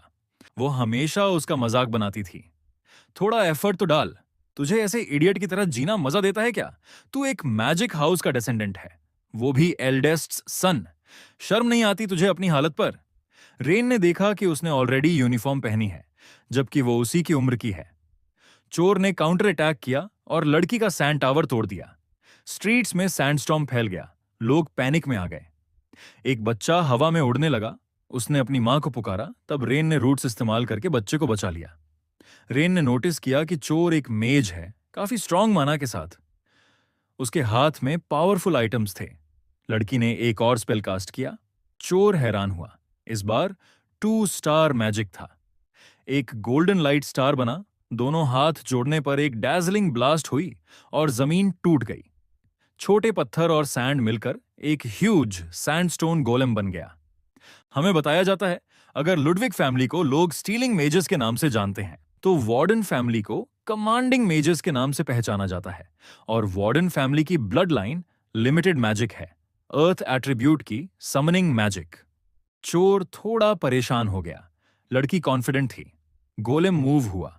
चोर मुस्कुराया। उसकी ईविल स्माइल और भी डार्क हो गई जब उसने अपने हाथ के आइटम से एक ब्लैक लाइट निकाली, और उसी मोमेंट गोलेम के शरीर से एक डार्क लाइट आर पार हो गई। लड़की की आंखें शॉक में खुल गईं और चोर जोर से हंसने लगा। गोलेम की आंखों की रोशनी धीरे धीरे कम होने लगी और उसके पूरे बॉडी से धुआं निकलने लगा। लेकिन थोड़ी देर बाद आंखें फिर से चमकने लगती हैं। लड़की ने कॉन्फिडेंटली चोर से कहा, क्या तुम्हें सच में लगता है वो उसे ऐसे अटैक से हरा पाएगा? लेकिन जैसे ही गोलेम अपना पंच रेडी करता है, लड़की की कॉन्फिडेंट स्माइल टेंशन में बदल जाती है। चोर ने दोबारा अपने हाथ के आइटम से ब्लैक लाइट निकाली। वो गोलेम अब लड़की पर हमला करने लगा। उसी वक्त एक तेज चमक हुई और गोलेम के पीछे से गोल्डन बिजली जैसी क्रैकलिंग बोल्ट्स निकलने लगीं। चोर शॉक हो जाता है और लड़की की आंखें भी खुल जाती हैं। रेन लड़की के सामने आ जाता है और अपनी हाथ ऊपर करता है। गोलेम का लेफ्ट हैंड उड़ जाता है। रेन चोर को वार्न करता है कि स्पेल पहले कास्ट करने का मतलब यह नहीं होता कि विक्ट्री ऑलरेडी फिक्स है। रेन के हाथों से गोल्डन थंडर निकल रही थी। लड़की कंफ्यूज हो जाती है। वो रेन को देखकर कहती है, तुम? चोर भी सरप्राइज होता है। रेन अपने हाथ के ऊपर एक मैजिक सर्कल बनाता है। चोर गोलेम को हमला करने को बोलता है। गोलेम ने दूसरे हाथ से अटैक किया। रेन ने गोलेम के पंच के सामने एक बड़ा मैजिक सर्कल बनाया और उस पर रून फ्लेम डाला। फिर उसने दोनों हाथ ऊपर उठाए और उसके मैजिक सर्कल से मैसिव पानी बाहर निकला जो जोर से गोलम को हिट कर गया। पानी नीचे गिरता है। रेन और लड़की दोनों भीग जाते हैं। लड़की रेन से पूछती है कि क्या वो एक वाटर एट्रीब्यूट मेज है। तभी एक बड़ा सा शैडो उनके ऊपर गिरता है। लड़की कहती है कि पानी अर्थ एट्रीब्यूट के अगेंस्ट स्ट्रांग होता है, लेकिन एक 1 स्टार मैजिक से उसका गोलम खत्म नहीं होगा। चोर हंसते हुए रेन का मजाक उड़ाता है, बोलता है कि तू बस डींगे मार रहा है, पर बस यही सब है तेरे पास। रेन और लड़की दोनों गोलेम के सामने खड़े थे जब चोर उन्हें इंसल्ट करता रहता है। फिर चोर कमांड देता है, मर जाओ, और गोलेम उन पर पंच मारने आता है। रेन तुरंत एक और मैजिकल सर्कल बनाता है और उसमें से पानी का तेज ब्लास्ट बाहर निकलता है जो गोलेम के पंच को रोक लेता है। लड़की पीछे से रेन को रिमाइंड करती है कि उसका मैजिक वर्क नहीं करेगा। चोर गुस्सा होकर चिल्लाता है कि टाइम वेस्ट करना बंद करो और मर जाओ। लेकिन रेन ने गुस्से में अपनी पानी की तेज धारा को और भी ज्यादा ताकतवर बना दिया। गोलेम का हाथ टूटने और पीछे होने लगा। चोर यह सब देखकर ब्लैंक हो गया। उसकी आंखों में साफ हैरानी झलक रही थी। फिर गोलेम अपना पंच वापस पीछे खींच लेता है और अचानक लड़की की तरफ अटैक करता है। रेन तुरंत लड़की को खींचकर बचाता है। गोलेम का पंच पानी से भीगी जमीन पर पड़ा और उसी टक्कर से उसका हाथ टूट गया। चोर शॉक हो जाता है। रेन अपने हाथों और घुटनों से गिरने से बच जाता है, पर लड़की पीछे उछल जाती है। रेन रियलाइज करता है, तुम किसी और का मैजिक चुराते वक्त अपना मैजिक फ्रीली यूज नहीं कर सकते। चोर फिर गोलेम पर एक कंट्रोलिंग स्पेल कास्ट करता है। लड़की गुस्से में रेन से कहती है कि तुमने मुझे बस खींचकर क्यों बचाया। रेन अपने हाथों में एक खास स्टार शेप का निशान बनाता है। लड़की उसे देखकर हैरान हो जाती है। रेन एक कॉम्प्लेक्स कैलकुलेशन करता है और उसके हाथ का स्टार शेप्ड निशान चमकने लगता है, ऑक्टागन शेप में फैल जाता है। रेन धीरे से कहता है, सोल्यूशन डिराइव्ड लॉ, एल्टरेशन। सिंबल बड़ा होकर एक तेज चमक देता है और रेन उसे गोलेम की तरफ फेंक देता है। अचानक जमीन से टेंटिकल जैसी जड़ें निकलकर गोलेम के बॉडी पार्ट से जुड़ जाती हैं और उसे जमीन पर कसकर पकड़ लेती है। रूट्स इतने फैल जाते हैं कि उन पर पत्तियां तक उगने लगती हैं। चोर डर के मारे घबरा जाता है और पसीना बहाने लगता है। तभी रूट्स उसे भी कसकर पकड़ लेती हैं। लड़की हैरानी से रेन की तरफ देख रही होती है। रेन चोर के पास जाकर उसके हाथ की कलाई से आर्टिफैक्ट निकाल लेता है। वो आर्टिफैक्ट गौर से देखकर सोचता है कि शायद इसे चोर ने ही चुराया होगा। चोर चिल्लाकर कहता है, वापस दो, वो मेरा है। रेन ने उसे घूरते हुए बोला, सीरियसली, इसे तुमने चुराया था। रेन ने आर्टिफैक्ट देखा और सोचा, ओपोनेंट के मैजिक को कंट्रोल करना, लगता है ये बेल सिडियस जैसा है। जेम पर 2 मैजिक सर्कल्स एंग्रेव किए हुए हैं। इसका मतलब है कि ये 2 स्टार मैजिक तक स्टील कर सकता है। इंटरेस्टिंग। चोर हैरानी में रेन से पूछता है, तुम कौन हो? तुम इतना फास्ट मैजिक कैसे कर लेते हो? लेकिन रेन उसे इग्नोर कर देता है और सोचता है, अगर मैं अपनी असली पहचान बता भी दूं तो भी ये चोर मुझ पर भरोसा नहीं करेगा। रेन ओल्ड वुमन के पास जाता है जो शॉक में थी। वो उसे आर्टिफैक्ट दे देता है और कहता है, अगली बार इसे सेफ रखना। ओल्ड वुमन खुशी से रोने लगती है और क्राउड रेन की तारीफ करने लगती है। रेन मुस्कुराता है, लेकिन तभी उसे याद आता है एंट्रेंस एग्जाम, और वो बिना टाइम वेस्ट किए भाग जाता है। चोर पीछे छोड़ दिया जाता है। तभी एक सोर्ड चोर के चेहरे पर आती है और एक वुमन जिसने क्लोक पहना था उसके सामने खड़ी थी। वो लड़की को क्रिस्टीन कहकर बुलाती है और कहती है, गलती तो हुई थी, ये तुम्हें पता है ना? क्लोक हटते ही पता चला कि वो औरत एक्चुअली प्रोफेसर कैरोलाइन थी। कैरोलाइन ने क्रिस्टीन की कॉन्फिडेंस की तारीफ की, लेकिन उसे वार्न भी किया कि गोलम्स का केयरलेस यूज मत करे। क्रिस्टीन ने कहा, हाँ मुझे पता है, अगली बार मैं केयरफुल रहूंगी। फिर क्रिस्टीन ने पूछा कि क्या कैरोलाइन ने उस लड़के को देखा था। वो लड़का सच में कमाल का है, उसकी मैजिक कास्टिंग स्पीड तो ऑलमोस्ट प्रोफेसर जितनी फास्ट थी। कैरोलाइन ने एडमिट किया, उस लड़के की कास्टिंग स्पीड तो मुझसे भी फास्ट लग रही थी। क्रिस्टीन ने कहा, इतना भी ज्यादा नहीं था, लेकिन वो लड़का सिलेक्शन मीटिंग में इतना स्ट्रांग नहीं था। कैरोलिन कहती है कि अगर वो एंट्रेंस एग्जाम देने आया था तो यहां क्यों था, जबकि एग्जाम ऑलरेडी पहले स्टार्ट हो चुका है। रेन एग्जाम के हॉल की तरफ फुल स्पीड में भाग रहा होता है, टेंशन में। क्रिस्टीन ने सिर पकड़कर कैरोलाइन से पूछा कि क्या वो रेन को पास कर सकती है। कैरोलाइन ने समझाया, रूल्स की वजह से नहीं कर सकती, लेकिन क्रिस्टीन ने जोर दिया कि रेन लेट इसलिए पहुंचा क्योंकि वो दूसरों की हेल्प कर रहा था। कैरोलाइन ने कहा कि ऐसे लोग ही उसे इंस्पायर करते हैं। क्रिस्टीन ने कहा, और अगर रेन एकेडमी में होगा तो सब कुछ और भी एक्साइटिंग हो जाएगा। कैरोलाइन थोड़ी देर सोचती है और फिर क्रिस्टीन की बात से अग्री कर लेती है। आगे कैरोलाइन अपने ऑफिस में बैठी थी और रेन के डॉक्यूमेंट्स ध्यान से पढ़ रही थी। उसने नोटिस किया, रेन का कोई हिस्ट्री नहीं है किसी मैजिक कंपटीशन में प्लेस होने का, और किसी और फील्ड में भी कोई सिग्निफिकेंट अचीवमेंट नहीं है। फिर भी लोग उसे जीनियस प्रोडिजी कहते हैं, मतलब ऐसा टैलेंट जिसे हेवन ने लुडविग फैमिली के लिए एक कैलेमिटी के रूप में भेजा हो। डॉक्यूमेंट्स में और लिखा था कि रेन ने 3 साल तक स्काल्जी लुडविग का असिस्टेंट काम किया, जो कि फॉर्मर ग्रेट मेज और ओसाइरियस स्कूल का हेड रह चुका था। कैरोलाइन सोच रही थी, सिर्फ फैमिली होना मतलब ये नहीं कि बिना स्ट्रगल किए ग्रोथ हो जाती है। स्काल्जी तो ऐसा इंसान है जो बिना रिजल्ट्स के किसी को भी रूथलेस तरीके से डिसमिस कर देता है।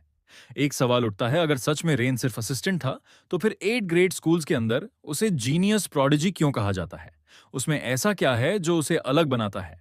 प्रोफेसर कैरोलिन ने अपने असिस्टेंट बार्डन को बुलाया और ऑर्डर दिया कि चांसलर के साथ एक मीटिंग अरेंज करें ताकि एक स्पेशल एडमिशन केस डिस्कस किया जा सके। उसने सोचा कि हिस्ट्री बार बार रिपीट होती है और जीनियस स्टूडेंट्स कभी अकेले नहीं आते, वो हमेशा लहरों की तरह आते हैं। कैरोलाइन को पता था कि इस बार एकेडमी में आने वाले नए स्टूडेंट्स एक्स्ट्रॉर्डिनरी हैं। अलग अलग फेमस स्कूल से स्टूडेंट्स ने लेट होकर भी एडमिशन लिया है। ह्यूबर्ट रोहिनम स्कूल से, लिलियन रिवेंडल स्कूल से, केडन हरीमून स्कूल से, नोरा मेलेव स्कूल से, लोगन चैहाक स्कूल से। यानी 8 मेजर स्कूल्स में से 5 स्टूडेंट्स एक साथ एनरोल हुए हैं। इसके अलावा वार्डन फैमिली ने भी एक टैलेंटेड बच्चा भेजा है, लेकिन उस बच्चे को अकेले स्ट्रगल करना पड़ सकता है क्योंकि मैजिक फैमिलीज और 8 स्कूल्स के बीच का कॉन्फ्लिक्ट बहुत गहरा है। प्रोफेसर्स को नॉर्मली स्टूडेंट्स की लड़ाई झगड़े में डायरेक्टली पढ़ना अच्छा नहीं लगता, लेकिन इस बार की सिचुएशन इतनी स्पेशल थी कि उसे इग्नोर करना पॉसिबल नहीं था। तभी डिलेटन एकेडमी की चांसलर मडीलिया ने कहा, स्टूडेंट्स को ध्यान से ऑब्जर्व करो और अगर जरूरत हो तो इंटरवीन भी करो, लेकिन बार बार बीच में मत पढ़ना। कैरोलाइन इस बात पर चुप रही, जिस पर मडीलिया ने डायरेक्टली उससे पूछा कि वो इतनी साइलेंट क्यों है। कैरोलाइन सावधानी से बोली, मुझे लगता है अभी फैसला लेना थोड़ा जल्दी होगा, शायद यह सही समय नहीं है।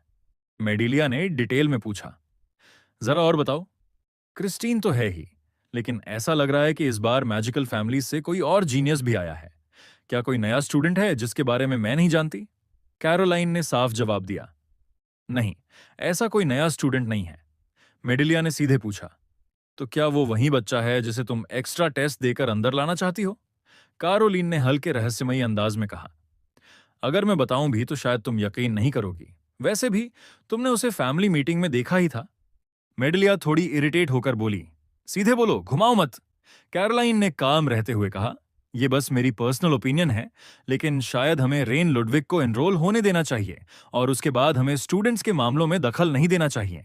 मैं देखना चाहती हूँ कि वो अपनी सिचुएशंस को खुद कैसे हैंडल करता है। मेडिलिया ने सिर हिलाते हुए कहा, ठीक है, नतीजा तो जल्दी ही सामने आ जाएगा। वैसे भी उसका होमरूम टीचर स्ट्रिक्ट ओवन है।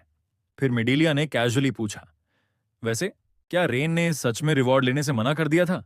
कैरोलाइन ने कंफर्म किया, हाँ, उसे हीरो कहलाना बिल्कुल पसंद नहीं। उसे बस शांति से किताबें पढ़ना अच्छा लगता है। मेडिलिया ने हल्की मुस्कान के साथ कहा, वो सच में थोड़ा अजीब लड़का है।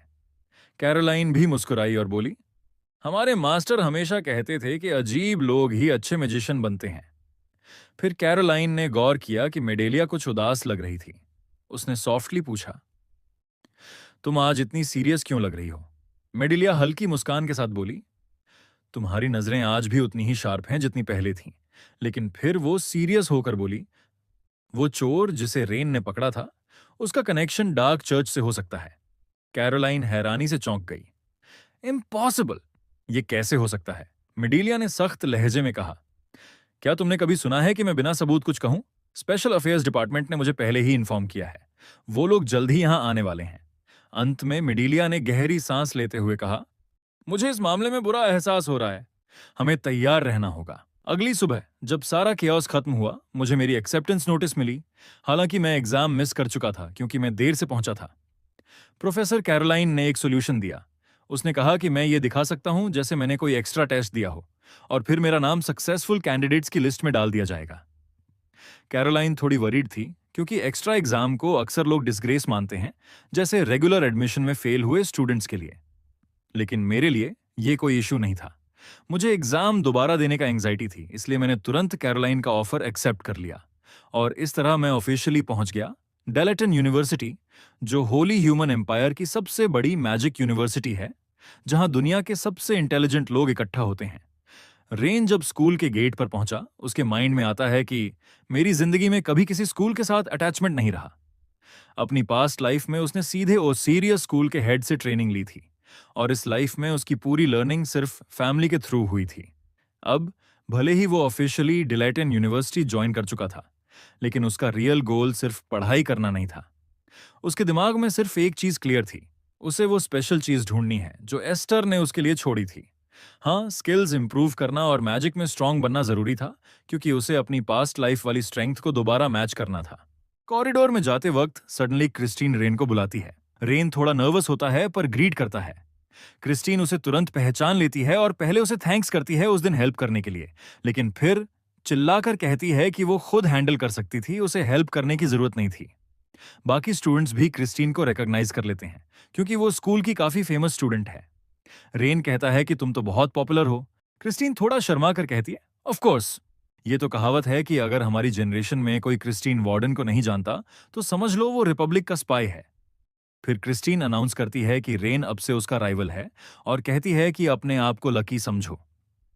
रेन थोड़ा इरिटेट होता है, लेकिन क्रिस्टीन के बिहेवियर से उसे अपनी पास्ट लाइफ की एक लड़की याद आती है, जिजला, जो मैजिक टावर में थी और बड़ा ईगो रखती थी, सबसे रिस्पेक्ट मांगती थी। रेन को जिजला की याद आती है और उसे लगता है कि शायद क्रिस्टीन उसकी रेनकार्नेशन है। वो थोड़ा मुस्कुराता है, जिससे क्रिस्टीन सोचती है कि रेन उसका मजाक उड़ा रहा है। क्रिस्टीन फिर ज्यादा कॉन्फिडेंट हो जाती है और चैलेंज देती है कि अगर रेन सोचता है कि वो सब जानता है तो वो गलत सोच रहा है और बाद में रिग्रेट करेगा। उसके बाद वो एक मैजिक सिंबल समन करती है। वो मुट्ठी बंद करती है और एक पावरफुल टॉर्नेडो जैसे विंड क्रिएट करती है जो रेन और आसपास के स्टूडेंट्स को इफेक्ट करता है। वो रेन से पूछती है कि क्या वो उसकी असली एबिलिटी देखना चाहता है और क्या वो सीरियस होकर अपनी पूरी ताकत लगाने के लिए रेडी है। रेन सोचता है कि क्रिस्टीन अपने आसपास की परवाह नहीं करती और उसे लगता है कि शायद क्रिस्टीन वैसे ही है जैसे उसकी पास्ट लाइफ की राइवल जिजेला थी। रेन डिसाइड करता है कि शायद उसे अपना मैजिक वाटर स्पेल दिखाना पड़ेगा। दोनों के बीच एक फाइट स्टार्ट होने वाली होती है, पर तभी एक लड़का इंटरप्ट करता है। उसका नाम है ह्यूबर्ट, जो इसी स्कूल से सेकंड पोजीशन लेकर ग्रेजुएट हुआ था। क्रिस्टीन स्पेल रोक देती है। ह्यूबर्ट कहता है, अरे कंटिन्यू करो ना, ये फाइट देखना बड़ा इंटरेस्टिंग होगा। क्रिस्टीन घमंड से बोलती है, तुम्हें शुक्रिया अदा करना चाहिए कि मैंने स्पेल रोका, वरना तुम फंस जाते। ह्यूबर्ट ताना मारते हुए बोला, thanks for being so humble. पर अपना मुंह तभी खोलना चाहिए जब कंट्रोल करना आता हो। क्रिस्टीन तुरंत जवाब देती है, अरे ये बात एक रनर अप को नहीं कहनी चाहिए। क्यों ना तू दिखा दे तेरे पास क्या है। ह्यूबर्ट कहता है, तुम्हारा एरोगेंट नेचर अभी भी वही है, तुम अपनी फैमिली का नाम खराब कर दोगी। रेन चुपचाप ये सब देख रहा था। तब ह्यूबर्ट उसे नोटिस करता है और बोलता है, अरे तू तो इतना इनसिग्निफिकेंट था कि मुझे पता ही नहीं चला तू यहीं था। वो जीनियस यंग मास्टर जिसने एडिशनल टेस्ट से एंट्री ली थी। क्या देख रहा है तू? क्या मेरे चेहरे पर कुछ लगा है, या फिर मेरे बोलने का तरीका तुझे परेशान कर रहा है? रेन शांति से बोलता है, ऐसा नहीं है कि मुझे तेरी बातों से दिक्कत हो रही है, बस ये सोच रहा हूं कि तू है कौन जो इतना एटीट्यूड दिखा रहा है। क्या तू मैजिक यूज करना जानता भी है? अगर मुझसे लड़ाई छेड़नी है तो कम से कम मैजिक में थोड़ा अच्छा तो होना चाहिए तुझे। ये सुनकर सब लोग शॉक हो जाते हैं। ह्यूबर्ट गुस्से में कहता है, क्या कहा तुमने? क्रिस्टीन हंसने लगती है और कहती है, एक नोबडी ने तुम्हारी इतनी इंसल्ट कर दी, अगर मैं होती तो शर्म से डूब जाती। तभी एक और लड़की आती है और कहती है, फ्रेशमैन तुम लोग क्या कर रहे हो, अंदर क्यों नहीं आ रहे? जल्दी अंदर आओ। और क्रिस्टीन तुम यहां क्या कर रही हो? फ्रेशमैन रिप्रेजेंटेटिव के रूप में जल्दी अंदर जाओ और ओथ की प्रिपरेशन करो। वो क्रिस्टीन को ले जाने लगती है। क्रिस्टीन जाते वक्त रेन से कहती है, मैं इस बार इसे जाने दूंगी क्योंकि टाइम नहीं है, लेकिन नेक्स्ट टाइम हम इसे प्रॉपरली सेटल करेंगे। क्रिस्टीन के जाने के बाद स्टूडेंट्स आपस में बात करने लगते हैं। थोड़ी देर बाद सेरेमोनी स्टार्ट होती है। पुराने और नए चेहरे दिखते हैं। रेन बोर फील करता है और वेट करता है कि कब खत्म हो। फिर इंट्रोड्यूस होती है लेडी मेडिलिया, जो एम्पायर की सबसे बेस्ट मैजिशियन है। उसकी प्रेजेंस से सब नर्वस हो जाते हैं क्योंकि वो मैजिक के फाउंडर एमिट्सा पेज की डिसेंडेंट है। रेन उसके हेयर कलर को देखकर याद करता है कि उसकी पिछली लाइफ में उसने इसके एंसेस्टर से फाइट की थी। मेडिलिया स्टूडेंट्स को वेलकम करती है। 233 नए स्टूडेंट्स को मुबारक हो, पर तुरंत कहती है, ये खुशी ज्यादा टाइम तक नहीं रहेगी। तुम में से आधे लोग दूसरे साल तक सरवाइव नहीं करेंगे, या तो फेल होंगे या एक्सपेल। एकेडमी में सिर्फ लगभग 30 स्टूडेंट्स ग्रेजुएट होते हैं। ये सुनकर सब शॉक हो जाते हैं। मडीलिया कहती है, सबको अपना बेस्ट देना होगा, चाहे तुम इनसिग्निफिकेंट ही क्यों ना हो। मुझे तुम सबसे 3 साल बाद दोबारा मिलने की उम्मीद है। और इस तरह वो सेरेमोनी कंप्लीट करती है, स्टूडेंट्स को डिलैटन एकेडमी में वेलकम करके। सेरेमोनी के बाद रेन अपना बिल्डिंग ढूंढता है। बिल्डिंग बहुत ही मजेस्टिक होती है। वो अपना क्लासरूम सर्च करके सबसे पहले पहुंच जाता है। विंडो के पास बैठकर हवा एंजॉय कर रहा होता है, तभी एक आवाज आती है, लगता है हम क्लासमेट्स हैं, कृपया मुझे फ्यूचर में सपोर्ट करना। और वो कोई और नहीं, क्रिस्टीन होती है। रेन इरिटेट होता है क्योंकि क्रिस्टीन घमंड से कहती है, सोचो तो सही, तुम्हें पहले ही लेसन से टॉप स्टूडेंट क्रिस्टीन वार्डन के साथ कंपीट करना पड़ रहा है। तभी एक पिंक हेयर लड़की आती है, फ्रेंडली नेचर वाली। वो कहती है, मैं भी बहुत खुश हूं कि मैं तुम्हारे पास बैठ रही हूं। क्रिस्टीन फिर घमंड से बोलती है, हाँ ऑब्वियस है, मैं खुश हूं कि पहले दिन से ही तुम्हें हरा सकूंगी। फिर ह्यूबर्ट क्लास में आता है और बोलता है, कितना बुरा है, तुम अच्छी फैमिली से हो, फिर भी तुम्हारे मैनर्स घटिया हैं। पिंक हेयर्ड लड़की रिप्लाई करती है, यही तो क्रिस्टीन का चार्म है, और वैसे भी तुमसे ज्यादा वो चार्मिंग है। ये सुन के ह्यूबर्ट और क्रिस्टीन के बीच झगड़ा शुरू हो जाता है और रेन तंग आ जाता है। क्लास स्टार्ट होती है। डोर से एक बड़े गोरिल्ला जैसे दिखने वाले प्रोफेसर आते हैं। उनकी एंट्री से एटमॉस्फेयर हैवी हो जाता है। रेन समझता नहीं और पूछता है, क्या हो गया? क्रिस्टीन कहती है, तुम प्रोफेसर ओवेन को नहीं जानते? वो एक टीचर है जो मार्क्स में बहुत टाइट रहने के लिए जाना जाता है।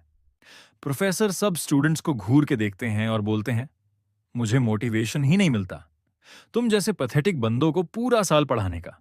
तुम्हारे दिमाग में सिर्फ गंदगी भरी है। वो एक चौक एक स्टूडेंट पे फेंकते हैं जो सो रहा होता है। फिर कहते हैं, तुम सब लूजर्स हो। तुम सोचते हो कि अब डिलेटन में आने के बाद पूरी दुनिया तुम्हारी हो गई है? किसी बड़े नोबल के लिए कोर्ट मेज बनने का सपना देख रहे हो, या अपनी खुद की मेज टावर खोलकर आलीशान जिंदगी जीने का?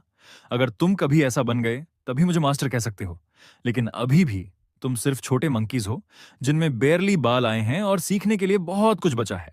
क्या यहाँ 8 मेजर स्कूलों में से कोई है? कई स्टूडेंट्स हाथ उठाते हैं। प्रोफेसर चिल्लाते हैं, इस स्कूल की सबसे बुरी बात यह है कि तुम 8 मेजर स्कूल्स के इडियट्स यहां हो। जो अजीब मैथमेटिकल फॉर्मूलाज तुम स्कूल ट्रेडिशन के नाम पर लाते हो, वो सच में एस्टॉनिशिंग है। मैं कॉन्ट्रीब्यूशंस की तो उम्मीद भी नहीं करता, बस रास्ते में मत अड़ो। क्या कोई मेज नोबल फैमिली से है? तभी क्रिस्टीन और रेन दोनों हाथ उठाते हैं। प्रोफेसर कहता है, तुम लोग सच में डिस्गस्टिंग हो। सारे ऑल नोइंग और एरोगेंट बनने की एक्टिंग कर रहे हो बिना किसी हार्डशिप को एक्सपीरियंस किए। पहले घर जाकर सीखो कि खुद से कपड़े कैसे बदलते हैं, फिर वापस आना। उसके बाद वो अनाउंस करते हैं, अब तुम सब एक टेस्ट दोगे। जो तुम्हारे साइड में बैठे हो उनके साथ टीम बनाओ। जो लास्ट आएगा उसे तुरंत एक्सपेल कर दिया जाएगा। वो बोर्ड पे प्रॉब्लम लिखना शुरू करते हैं और कहते हैं, तुम्हारे पास सिर्फ 20 मिनट हैं। अगर सॉल्व नहीं किया तो फेल, और जो लास्ट में सॉल्व करेगा उसे भी निकाल दिया जाएगा। एग्जाम शुरू हो जाता है। हम देखते हैं कि क्रिस्टीन रुइंस को सॉल्व करने की कोशिश कर रही है। वो रेन से कहती है कि जल्दी करो और उसकी मदद करो बेसिक फॉर्मूला बनाने में। क्रिस्टीन गुस्से में रेन पर चिल्लाती है, पूछती है कि वो क्या घूर रहा है और क्या उसके पास ऑलरेडी जवाब है। रेन शांत होकर कहता है कि हाँ, मेरे पास जवाब है, बस लिखना बाकी है। तभी अचानक एक बड़ी ठंडी हवा आती है जिससे क्रिस्टीन की शीट खराब हो जाती है। रेन मैजिक से हवा रोक देता है, लेकिन तब तक शीट पूरी खराब हो जाती है। क्रिस्टीन चिल्लाती है, नहीं, ये क्या हो रहा है? प्रोफेसर चिल्लाता है, तुम बहुत नॉइजी हो। क्या तुम शांति से कैलकुलेशन नहीं कर सकते? क्रिस्टीन माफी मांगती है। वो कहती है, सब बिगड़ गया, मुझे फिर से शुरुआत करनी पड़ेगी। रेन को कुछ अजीब लगता है और वो अपनी खास एबिलिटी बेल सिडियस एक्टिवेट करता है।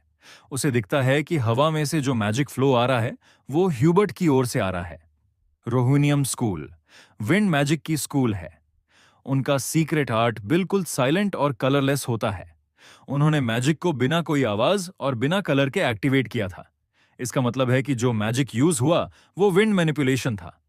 लेकिन क्रिस्टीन रेन को बीच में रोक देती है और उसका पेपर खींच लेती है। बोलती है कि वो बहुत स्लो है। क्रिस्टीन स्ट्रेस में आ जाती है क्योंकि सिर्फ 8 मिनट बचे होते हैं। तभी रेन उसकी शीट खींच लेता है और कहता है कि इस मेथड से टाइम पर खत्म करना नामुमकिन है। फिर कहता है, कभी कभी हार मानना जरूरी होता है, लेकिन एक और तरीका है, और जल्दी से लिखना शुरू कर देता है। उसी समय ह्यूबर्ट और उसकी साथी अपना पेपर पहले सबमिट कर देते हैं।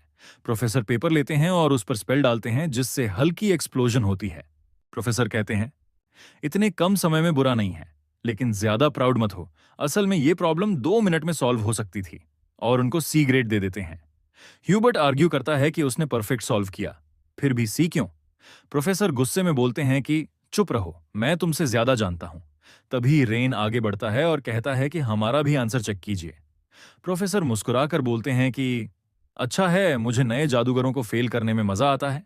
लेकिन जब वो रेन का पेपर देखते हैं तो शॉक हो जाते हैं, क्योंकि सर्कल बिल्कुल अलग बना हुआ था। रेन एक्सप्लेन करता है, एक रून की शेप फैन जैसी होती है तो दूसरा सर्कल की तरह बनता है, और ये वाटर एट्रीब्यूट मैजिक के साथ परफेक्ट फिट करता है। अगर इसे फर्स्ट ऑर्डर इक्वेशन से सॉल्व किया जाए तो एक्टिवेशन टाइम कैंसिल हो जाता है। क्रिस्टीन ये सुनकर दंग रह जाती है। प्रोफेसर कहते हैं, ये इंटेलिजेंट आंसर है, लेकिन प्रूफ कहां है कि काम करेगा? रेन कॉन्फिडेंटली कहता है, क्यों ना आप इसे खुद चेक करके देखिए। प्रोफेसर स्पेल कास्ट करते हैं और तभी एक लाइट ऊपर की ओर जाती है और रोशनी चमकने लगती है और एक स्टार नजर आता है, और कुछ ही सेकंड्स में पूरा काम परफेक्ट तरीके से होता है। सारे स्टूडेंट्स भी हैरान हो जाते हैं। प्रोफेसर खुद हैरान रह जाते हैं और ताली बजाते हुए कहते हैं कि 13 साल में मैंने कई जीनियसेस देखे हैं, लेकिन ये पहली बार है। ये जवाब एस ग्रेड डिजर्व करता है। रेन खुश होकर कहता है, तारीफ के लिए शुक्रिया। क्रिस्टीन भी खुशी से उछलने लगती है। तभी प्रोफेसर उन्हें कहता है, बस अब अपनी सीटों पर वापस जाओ, या स्कोर कम कराना चाहते हो? प्रोफेसर ह्यूबर्ट और उसके पार्टनर को भी जाने के लिए कहते हैं। वो वहां से जाने लगते हैं। रेन निकलते वक्त ह्यूबर्ट को गंभीर नजर से देखता है और कहता है, अगली बार मैं तुम्हारी चालें नजरअंदाज नहीं करूंगा। आगे प्रोफेसर सबको लेसन दे रहे थे। इसी बीच रेन क्रिस्टीन से कुछ पूछना चाहता है, लेकिन वो उसे इग्नोर कर देती है। रेन कंफ्यूज्ड हो जाता है कि ऐसा क्यों। बेल बजती है और प्रोफेसर कहते हैं, इतना टेंशन क्यों? अगले लेक्चर में इससे भी मुश्किल सिखाऊंगा। जो फास्ट नहीं पकड़ पाएंगे पीछे रह जाएंगे। क्लास खत्म होती है। क्रिस्टीन बाहर निकलते वक्त रेन को बुलाती है। रेन कोल्ड तरीके से पूछता है कि क्या चाहती हो। क्रिस्टीन धीरे से थैंक्स कहती है। रेन बोलता है, जोर से बोलो, सुना नहीं। क्रिस्टीन शर्माते हुए गुस्से में कहती है, नेक्स्ट टाइम मैं कर्ज चुका दूंगी, ज्यादा मत उड़ो, हम राइवल्स हैं। अगले दिन क्रिस्टीन और रेन साथ चल रहे होते हैं। रेन उससे पूछता है कि उसका डॉर्म किस फ्लोर पर है। क्रिस्टीन कहती है, फर्स्ट ईयर डॉर्म्स के ऊपर मेरा रूम है। आखिर मैं बेस्ट स्टूडेंट के तौर पर ली गई हूं, और फिर बोलती है कि रेन को शो ऑफ नहीं करना चाहिए। रेन कहता है कि शो ऑफ मैं नहीं कर रहा, बल्कि तुम कर रही हो, और ऐसे प्रॉमिस करना जो पूरा ना कर सको ये बेकार है। क्रिस्टीन गुस्से में चली जाती है और बोलती है कि बस देखना, मैं प्रूव करूंगी। जब रेन अपने डॉर्म में पहुंचता है तो लोग उसे पहचान लेते हैं कि वो लुडविग फैमिली का बड़ा बेटा है। अपने रूम में घुसते ही रेन देखता है कि यह सिंगल रूम है और उसे अपनी पास्ट लाइफ की याद आ जाती है, जहां उसने सालों तक अकेले कमरे में जादू की पढ़ाई की थी। वो बेड पर लेटकर सोचता है, पहले लेसन को छोड़कर बाकी कुछ खास नहीं है। शायद मुझे वैटिकन में घुसकर अपने रिमेन्स की जांच करनी चाहिए, लेकिन अपनी करंट आइडेंटिटी और एबिलिटी के साथ वहां घुसना बहुत मुश्किल होगा। वो अपना हाथ उठाकर 4 स्टार स्पेल ट्राई करता है, लेकिन नहीं कर पाता। तभी खिड़की पर एक उल्लू आता है। रेन उसे देखता है। उसके पैरों में एक लकड़ी का बॉक्स बंधा था। रेन वो बॉक्स ले लेता है और आउल चला जाता है। रेन बॉक्स खोलता है, उसमें 2 किताबें होती हैं। एक किताब बहुत पुरानी और खराब हालत में थी, वही डायरी जो उसने मरने से पहले एस्थर को दी थी। ये देखकर रेन शॉक हो जाता है कि इसे किसने भेजा। क्या किसी को उसकी असली पहचान पता चल गई? वो जल्दी से विंडो के पास जाता है, लेकिन उसे कोई नहीं दिखता। सीन बदलता है ट्रेनिंग ग्राउंड पर। क्रिस्टीन मॉन्स्टर्स से लड़ रही होती है। कोई वॉइस अनाउंस करती है कि 30 सेकंड बचे हैं। क्रिस्टीन एक साथ कई मॉन्स्टर्स से लड़ रही है। पिंक हेयर्ड लड़की उससे पूछती है कि क्या आज कुछ अच्छा हुआ है। क्रिस्टीन कंफ्यूज्ड होकर पूछती है, क्यों? वो बताती है कि वो ज्यादा एक्साइटेड लग रही है। क्या ये रेन से मिलने की वजह से है? क्रिस्टीन गुस्से में कहती है कि कुछ नहीं हुआ, बस उसकी शक्ल देखकर इरिटेट हो गई हूं और ट्रेनिंग में स्ट्रेस निकाल रही हूं। पिंक हेयर्ड लड़की सोचती है कि शायद रूमर्स सही हैं कि रेन ने क्रिस्टीन की हेल्प की थी एग्जाम में, लेकिन बचपन वाला रेन और अभी का रेन अलग लगता है। दूसरी ओर ह्यूबर्ट सेंट्रल हॉल में होता है। कोई लड़का उसे ग्रेड सी लूजर कहकर चिढ़ाता है। हबर्ट गुस्से में धमकाता है कि चुप रह, नहीं तो जान ले लूंगा। वो लड़के का नाम लोगन है, चैहाक स्कूल का पोस्ट ग्रेजुएट स्टूडेंट। लोगन मजाक उड़ाता है कि तुम डर के मारे पैंट गीली कर लोगे। फिर कहता है कि सुना है तुम्हें सी मिला और क्रिस्टीन को एस। ह्यूबर्ट और गुस्से में लोगन को घूरता है। लोगन पर असर नहीं होता। वो हंसते हुए कहता है, अगर लड़ना है तो ठीक है। तभी एक लाल बालों वाली लड़की बीच में आकर दोनों को रोकती है। लोगन कहता है कि वो तो बस मजाक कर रहा था। लड़की का नाम लिलियन है, रिवेंडेल स्कूल की पोस्ट ग्रेजुएट स्टूडेंट। लोगन उससे कहता है कि वो क्रिस्टीन और वो जीनियस बॉय दोनों को हराने की स्ट्रैटेजी सोच रहा है और पूछता है कि लिलियन ज्वाइन करना चाहती है। लिलियन कहती है कि बेवकूफी छोड़ो, कमजोरों को डराकर क्या मिलेगा। लोगन कहता है कि मैं तो बस मजाक कर रहा था। हबर्ट टर्न लेकर जाने लगता है और कहता है, मैं खुद उन्हें तबाह कर दूंगा। अगर तुम उन्हें लापरवाही से छुओगे तो तुम सबसे पहले गिर जाओगे। ह्यूबर्ट वहां से चला जाता है। रूम में पहुंचते ही उसने अपना सारा गुस्सा एक दीवार पर निकाल दिया। उसने सोचा कि रेन ने क्या किया होगा। वो 3 साल तक प्रोफेसर स्काल्जी के अंडर असिस्टेंट के तौर पर काम कर चुका है और उसे फैमिली कनेक्शन की वजह से नहीं, बल्कि अपनी स्किल्स की वजह से चुना गया था। एक ऐसा लड़का जो एक भी रैंक नहीं जीत पाया, ये तो पॉसिबल ही नहीं है। इसी वक्त रेन वुडन बॉक्स से निकली बुक्स पढ़ रहा था। पहले पार्ट में लिन की लाइफ के बारे में लिखा था और दूसरे पार्ट में उसके मैजिक और कॉम्बैट स्टाइल के बारे में। पढ़ाई खत्म करने के बाद रेन सोचने लगा कि ये समझ से बाहर है। अगर किसी को मेरी आइडेंटिटी पता भी है तो उन्हें ये कैसे पता चला, और अगर पता है तो उन्होंने अब तक कांटेक्ट क्यों नहीं किया। पहले ही 11 बज चुके हैं। हाउस मास्टर के आने से पहले बेहतर होगा कि लाइट्स ऑफ कर दूं। जैसे ही वो लाइट ऑफ करने जा रहा था, उसने एस्टर के दिए बुक को देखा और सोचा कि इसे खोल कर देखे। जैसे ही बुक खुली, एक माना बटरफ्लाई निकलकर रेन के सामने आई और वो शॉक हो गया। रूडियन एंशिएंट रून स्कूल 8, वही जो मैंने अपनी प्रीवियस लाइफ में बनाया था। नहीं, ये तो पहले से डबल साइज का है और काफी डार्क भी है। वो कंफ्यूज हो गया कि ये कैसे सरवाइव किया 300 साल तक, और उसमें एक अननोन मैजिक पावर भी है। जैसे ही बटरफ्लाई उसके हाथ पर बैठी, एक आवाज आई और बोली, progress in unique magic research continue. Progress 37%। Rain और ज्यादा कंफ्यूज हो गया और बटरफ्लाई से बहुत सारी इंफॉर्मेशन फ्लो होने लगी। उसने सोचा, ये तो क्या ये वही रिसर्च है जो मैंने अपनी पास्ट लाइफ में सेज लेवल तक पहुंचने के लिए की थी? ये वही 12 ओरिजिनल रूइंस हैं जो मैंने 300 साल पहले रियल बैटल्स में ट्राई किए थे। मुझे लगा था सब फेल हो गया था, लेकिन प्रोग्रेस तो 37% पर है। रुको, एक 4 स्टार मैजिक जैसे रूडियन का एक 6 स्टार मैजिक का प्रोग्रेस चेक करना तो पॉसिबल ही नहीं है। फिर भी अगर ये सब रियल है तो इसका मतलब है मेरा पाथ गलत नहीं था। अगर मैं इसी रास्ते पर चलता रहा तो मैं ट्रूथ तक पहुंच सकता हूं। और ये सडन होप मिलते ही मैं तुरंत बुक के सेंडर को पूरी तरह भूल गया। फिर रेन ने किताब को वापस शेल्फ पर रखते हुए ये डिसीजन लिया कि उसे इसे और गहराई से समझना चाहिए। बाहर तेज बारिश हो रही थी, पर दक्षिणी इलाकों में बारिश के बाद भी गर्मी रहती है, खास तौर पर बडांटियो माउंटेन रेंज की वजह से। रेन बारिश में गुनगुनाता हुआ अपने बिल्डिंग की ओर बढ़ा। वो एक लड़की से मिला और उससे पूछा कि क्या ये जगह मैजिक प्रैक्टिस के लिए सही है। लड़की ने जवाब दिया कि ट्रेनिंग ग्राउंड बिल्कुल परफेक्ट है, भले ही वो बारिश में भीग रहा हो। वो लड़की रेन को गाइड करने लगी। डॉर्मेट्री सुपरवाइजर के अनुसार बैटलफील्ड एक ऐसा प्लेस है जहां पावरफुल मैजिक को ब्रॉड रेंज में ट्रेन किया जाता है। ये एरिया हाई लेवल मैजिक से सराउंडेड होता है, जो डैमेज प्रिवेंशन और रेस्टोरेशन के लिए यूज होता है। इसलिए वहां तुम बिना किसी टेंशन के स्पेल्स कास्ट कर सकते हो, चाहे वो कितने भी पावरफुल क्यों ना हो। उस लड़की ने कहा कि एंट्रेंस को बस अपने स्टूडेंट रिंग से टच करो और तुम अंदर एंटर कर जाओगे।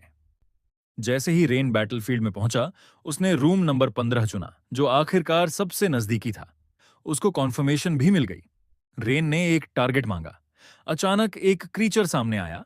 उसने सोचा कि क्या ये 2 स्टार मैजिक लेवल का है। रेन ने किताब खोलकर रूइन पढ़ी, जिसमें लिखा था कि ये रूइन फ्लेम मैजिक में इस्तेमाल होगा, ताकि चिंगारियां लंबे समय तक जलती रहें। रेन ने सजेस्ट किया कि शुरुआत इसी रूइन से करनी चाहिए। फिर रेन ने एक ट्रायंगुलर मैजिक सर्कल क्रिएट किया, लेकिन जब वो सर्कल बना तो क्विकली वैनिश हो गया। रेन ने कंफ्यूजन में कहा कि ऐसा लग रहा है कि 1 स्टार मैजिक फेल हो गया। तब उसने अपनी फिस्ट टाइट की, नई मैजिक बनाई और फनल जैसा बनाया। उसने अपनी मुट्ठी को हथेली से टकराकर एक्सप्लोजन की तरह पार्टिकल्स गिराए, जो मॉन्स्टर को प्रभावित करने लगे। तभी ह्यूबर्ट की आवाज आई, जिसने कहा कि यह एक बेकार मैजिक है। ह्यूबर्ट ने सोचा कि यह मैजिशियन एक 1 स्टार फ्लेम मैजिक का बेसिक ही नहीं समझता, क्योंकि फ्लेम मैजिक को लाउड होना चाहिए, पर यहां साइलेंस था। यह रूमर कि वो स्काल्जी के अंडर असिस्टेंट था, झूठा लगता है। मॉन्स्टर का बॉडी अचानक रेड माना से कवर्ड हुआ और एक्सप्लोड हो गया। रेन ने कहा कि वो बस बेयरली सक्सीड हो पाया। उसने सोचा यू ट्रेट वाली फ्लेम टारगेट के बॉडी में घुसकर उसे अंदर से मेल्ट कर देती है। असल पर्पस तो यही था, लेकिन 2 स्टार सैंडस्टोन गोलेम को मेल्ट करने में 30 सेकंड लग गए। क्या रूइन को और रिफाइन करने की जरूरत है? नहीं, शायद प्रॉब्लम मैथमेटिकल थ्योरी में है। फिर भी अभी काफी टाइम है उसे फिगर आउट करने का। चाहे जितना भी मैसअप हो जाए, उसे सॉल्व किया जा सकता है। मुझे पता ही नहीं था कि मैजिक रिसर्च इतनी थ्रिलिंग हो सकती है। आगे रूडियन ने बताया कि मैकेनिकल थियरी रिस्टोर्ड हो चुकी है और रूइन यू भी मॉडिफाई हो गई है। रूडियन मैजिक डिटेक्शन और डेली रिसर्च रिपोर्ट्स में एडवांस था। रेन ने सोचा कि कुछ खास मैजिक ट्रेनिंग में छुपा है, और रूडियन ने बताया कि यूनिक मैजिक रिसर्च 0.1% और इंप्रूव हो गया है। रेन ने सोचा कि शायद थ्योरी इंप्रूव्ड हुई या रूइन और परफेक्ट हुई है। उसके पास अभी भी थोड़ा टाइम बचा था। अचानक तेज हवा आई, जो उसके चारों ओर घूम गई। ह्यूबर्ट ने विंड मैजिक कास्ट किया। रेन ने सोचा कि यह रोहिनम स्कूल का एक नॉविस मैजिशियन ही है। ह्यूबर्ट के ऊपर छोटे क्रीचर्स उड़ रहे थे, जो अचानक उसके फिस्ट के एक्सप्लोडिंग इंपैक्ट पर टूटकर खत्म हो गए। रेन ने ह्यूबर्ट की मैजिक की स्किल को खराब नहीं माना, कम से कम उसका मैजिक इफेक्टिव है। क्लास में प्रोफेसर ओवन ने मैजिक कास्टिंग को 3 स्टेजेस में एक्सप्लेन किया। सबसे पहले मैजिक सर्कल क्रिएट करना, फिर रूइन एनग्रेव करना, और अंत में कॉम्प्लेक्स मैथमेटिकल कैलकुलेशंस करना। इन सब में से कई मैजिशियंस थर्ड स्टेप यानी मैथमेटिकल कैलकुलेशंस में स्ट्रगल करते हैं। अगर किसी भी स्टेज पर कैलकुलेशन एरर हो जाए तो एक कैटास्ट्रोफी यानी विनाश हो सकता है। इसलिए तुम लोग चारकोल या टुकड़ों में टूटने से बचो। इसके लिए आर्चमिज लिन ने एक मैथमेटिकल फॉर्मूला बनाया है, जिसे लिन डिस्क्रिमिनेंट कहा जाता है। अब मैं एक एग्जांपल दूंगा। इस प्रॉब्लम को लिन डिस्क्रिमिनेंट का यूज करके सॉल्व करो। शायद तुम्हारे छोटे दिमाग के लिए यह थोड़ा ओवरवेलमिंग हो, इसलिए मैं जेनरस होकर तुम्हें 10 मिनट देता हूं। यह फॉर्मूला इतना इजी बनाया गया है कि तुम जैसे बुद्धू लोग भी इसे सॉल्व कर सकते हो। तो मुझे नहीं लगता कोई इडियट होगा जो इसे सॉल्व नहीं कर पाएगा। रेन ने सोचा कि यह फॉर्मूला किसने पास किया। उन्हें तो मेरे फॉर्मूला के बारे में पता भी नहीं था, और वो तो बस एड या सब्ट्रैक्ट तक मुश्किल से कर पाते थे। तो उन्होंने ये कैसे सिखाया होगा? 1 मिनट। एक पर्सन दिमाग में आ रहा है। वो इरिटेटिंग सी छोटी लड़की, जो अपने आप को मेरा डिसाइपल कहती थी और हर जगह मेरे पीछे घूमती रहती थी। तो रेना, क्या उसने इसे मेरे नाम से सेल कर दिया? नहीं, ये इम्पॉसिबल है। उस बात को तो 300 साल से भी ज्यादा हो चुके हैं। फिर ये कौन हो सकता है? तभी क्रिस्टीन ने रेन को इंटरप्ट किया। रेन ने कहा, क्या तुम कुछ समझ नहीं पाई? जरा मुझे देखने दो। क्रिस्टीन ने जोर से कहा, क्या बकवास है? मैं हूं महान जीनियस क्रिस्टीन वार्डन। तुम और तुम्हारे जैसे लोग मेरे नीचे हो, और ये तो छोड़ो, मैं तुमसे भी ज्यादा स्मार्ट हूं। आवाज सुनते ही प्रोफेसर ने क्रिस्टीन को गुस्से से देखा और क्रिस्टीन ने अपोलोजाइज किया और बोली कि वो टोन कंट्रोल करेगी। आगे रेन ने पूछा, तो फिर क्या हुआ? क्रिस्टीन ने फिर रेन को एक बॉक्स दिया। रेन ने कंफ्यूज होकर पूछा, ये क्या है? क्रिस्टीन ने बोला कि ये कुकीज हैं। उसके पास ट्रेनिंग के बाद टाइम बचा था, तभी उसने बनाया। रेन ने थैंक्स बोला और जैसे ही बॉक्स खोला, देखा कि कुकीज थोड़ी सी जली हुई है। रेन ने पूछा, ये कुकीज हैं? क्रिस्टीन ने इरिटेट होकर बोला, हाँ। रेन ने मजाक में कहा, शायद मैदा के बदले मिट्टी यूज की है। क्रिस्टीन चिल्ला पड़ी और गुस्सा हो गई। उसके बाद फोर्थ पीरियड क्लब एक्टिविटीज का था। क्रिस्टीन और रेन डिस्कस कर रहे थे कि कौन सा क्लब ज्वाइन करें। क्रिस्टीन ने बोला कि वो मैजिक वॉलीबॉल क्लब ज्वाइन करेगी। रेन ने बोला कि वो थोड़ा टाइम लेगा सब क्लब्स चेक करने के लिए। उसने डिस्कवर किया कि डिलाइटन यूनिवर्सिटी में मल्टीपल क्लब्स हैं। Combat magic club, fire attribute magic club, festival magic club और भी। रेन एक्साइटेड था। क्लब स्टूडेंट्स के द्वारा बनाए जाते हैं जिनके कॉमन गोल्स या मोटिवेशंस होते हैं, और उन्हें एक्टिविटी फंडिंग मिलती है एडवाइजरी प्रोफेसर की अप्रूवल के बाद। ये एक ऐसा एनवायरनमेंट देता है जहां सब अपनी रिसर्च में डेडिकेट हो सकते हैं। क्लासेस से अलग बहुत सारे इंटरेस्टिंग प्लेसेस हैं। मुझे अच्छी तरह देखना चाहिए, लेकिन इस लड़की की वजह से मैं इतना डिस्ट्रैक्टेड हो गया हूं कि कंसंट्रेट नहीं कर पा रहा। क्रिस्टीन ने जोर देकर कहा कि मैजिक लिनेज को मैजिक वॉलीबॉल क्लब ज्वाइन करना चाहिए। रेन ने कहा कि उसने ऐसा कुछ सुना नहीं, पर जो भी हो, कोई प्रॉब्लम नहीं है। क्रिस्टीन ने फिर पूछा कि क्यों नहीं? तभी क्रिस्टीन के पीछे से वो पिंक हेयर लड़की आई। उसने कहा कि यह सच नहीं हो सकता। मैजिक वॉलीबॉल क्लब एक रॉयल क्लब है। तुम्हें ज्वाइन करना चाहिए मैजिक लाइनेज के ऑनर के लिए। रेन ने फिर से कहा, यह मैंडेटरी नहीं है ना? स्कल्पचर मैजिक क्लब मुझे ज्यादा इंटरेस्टिंग लग रहा है, और ये लोकल डेवलपमेंट मैजिक क्लब भी। रेन ने कहा कि वो लोकल डेवलपमेंट मैजिक क्लब से होकर जाएगा। पिंक हेयर्ड लड़की ने सोचा, क्या उसे पता नहीं कि magic volleyball high ranking magicians की सोशल गैदरिंग्स का एक जरूरी हिस्सा है? लुडविग फैमिली की ग्लोरी, जिसने पेज फैमिली के साथ 100 सालों से कंपटीशन किया है, शायद लॉर्ड रेन के साथ खत्म हो जाए। लेकिन पेज फैमिली की एल्डेस्ट बेटी एक खास घटना के बाद गायब हो गई। अगर लुडविग फैमिली भी अपनी शान खो देती है, क्या अब समय आ गया है? हाँ, अब लेडी क्रिस्टीन के नेतृत्व में नए युग की शुरुआत है। वो खुशी से पीछे मुड़ी, लेकिन तब तक क्रिस्टीन वहां से गायब हो गई थी। उसने सोचा, क्या वो भी लॉर्ड रेन के पीछे चली गई? वहां क्रिस्टीन रेन से कह रही है, मैं बस जानना चाहती थी कि लोकल डेवलपमेंट मैजिक क्लब कैसा होता है, और मैंने डेफिनेटली तुम्हारा पीछा नहीं किया। ठीक है, सुन रहे हो? रेन ने कहा। समझ गया। Rain local development magic club के दरवाजे पर पहुंचा, जहां एक साइन बोर्ड था। अंदर लोगन था जो कह रहा था कि मैं ऐसे रिडिक्यूलस कंडीशंस कैसे एक्सेप्ट कर सकता हूं। स्ट्रांग लोग सब ले लेते हैं। यही डिलेटन क्लब का रूल नहीं है। ये रूम हमारे काम का होगा, तो इसे हमें दे दो। रेन ने पूछा कि कौन है ये? क्रिस्टीन ने कहा, तुम्हें सच में नहीं पता? ये लोगन है, चायहाक स्कूल का एक जूनियर मेंबर। रेन ने कहा, चायहाक स्कूल? क्रिस्टीन ने बताया, ये वो स्कूल है जो मेजर्स को ट्रेन करता है और स्पेशल फोकस देता है मार्शल आर्ट्स पर। लोगन ने उस बंदे से कहा, तो तुम कह रहे हो कि हमें इसे ड्यूअल से सेटल करना चाहिए, सही? क्या तुम्हारे पास हिम्मत भी है अपने सीनियर के खिलाफ ड्यूअल लड़ने की? लोकल डेवलपमेंट, हमें ऐसे रिडिकुलस क्लब की जरूरत ही क्यों है? वैसे भी इसे कौन रिकॉग्नाइज करेगा? क्रिस्टीन ने कहा कि अक्सर ऐसा होता है कि क्लब्स के लिए जगह चाहिए होती है। अगर कोई प्लेस खाली नहीं है, तो तुम्हें किसी और क्लब का रूम टेक ओवर करना पड़ेगा मैजिक ड्यूअल के साथ। सही है। ये एक क्लियर और कन्विंसिंग तरीका है। रेन ने कहा, हाँ, ये सही है। क्रिस्टीन ने पूछा कि क्या रेन क्लब ज्वाइन करेगा? रेन ने कहा कि उसे अनोइंग चीजें पसंद नहीं हैं, और वहां से जाने लगा। उस लड़के ने चिल्लाकर कहा, तुम 8 ग्रेड स्कूल्स शायद ये समझ नहीं पाए हो, लेकिन मैथमेटिक्स पढ़ना या एकेडमिक्स में आगे बढ़ना ही मैजिक का एकमात्र रीजन नहीं है। लोगन ने पूछा, ओह, तो फिर और क्या है? उसने कहा कि सच है कि एकेडमिक फीट्स ने मैजिक के एडवांसमेंट में मदद की है, लेकिन एग्रीकल्चर और रिलीफ एफर्ट्स ऐसे एरियाज हैं जहां मैजिक का उपयोग अभी तक नहीं हुआ है। अगर हम मैजिक यूज करने का कोई तरीका ढूंढ लें, तो हम आसानी से पॉवर्टी जैसी प्रॉब्लम सॉल्व कर सकते हैं। नहीं, हम डेफिनेटली उन्हें सॉल्व कर सकते हैं। ये वही क्लब है जिसे सीनियर्स ने इसी पर्पस के लिए सेटअप किया है। अभी भी उन लोगों के बारे में सोचते हुए जो स्ट्रगल कर रहे हैं। मैं इसे एब्सोल्यूटली तुम लोगों को नहीं सौंप सकता। लोगन जोर से हंसने लगा और कहा, क्या तुम सीरियस हो? अगर ऐसा पॉसिबल होता तो आर्चमेजेस और सेजेस ऑलरेडी कर चुके होते। लोगन ने उसके कपड़े पकड़कर उसे उठाया और बोला, तुम अपना क्लब तक प्रोटेक्ट नहीं कर सकते और तुम्हारे एक्शंस पैथेटिक हैं। उसके बाद लोगन उसे दूर फेंकने ही वाला था, लेकिन तभी उसके हाथ पर आकर एक थंडर स्पेल लगता है और वो लड़का उसके हाथों से छूट जाता है। वो अटैक रेन ने किया था। रेन ने उससे कहा, तुम्हें मैजिक ड्यूअल करना था, क्यों ना वो तुम मेरे साथ करो।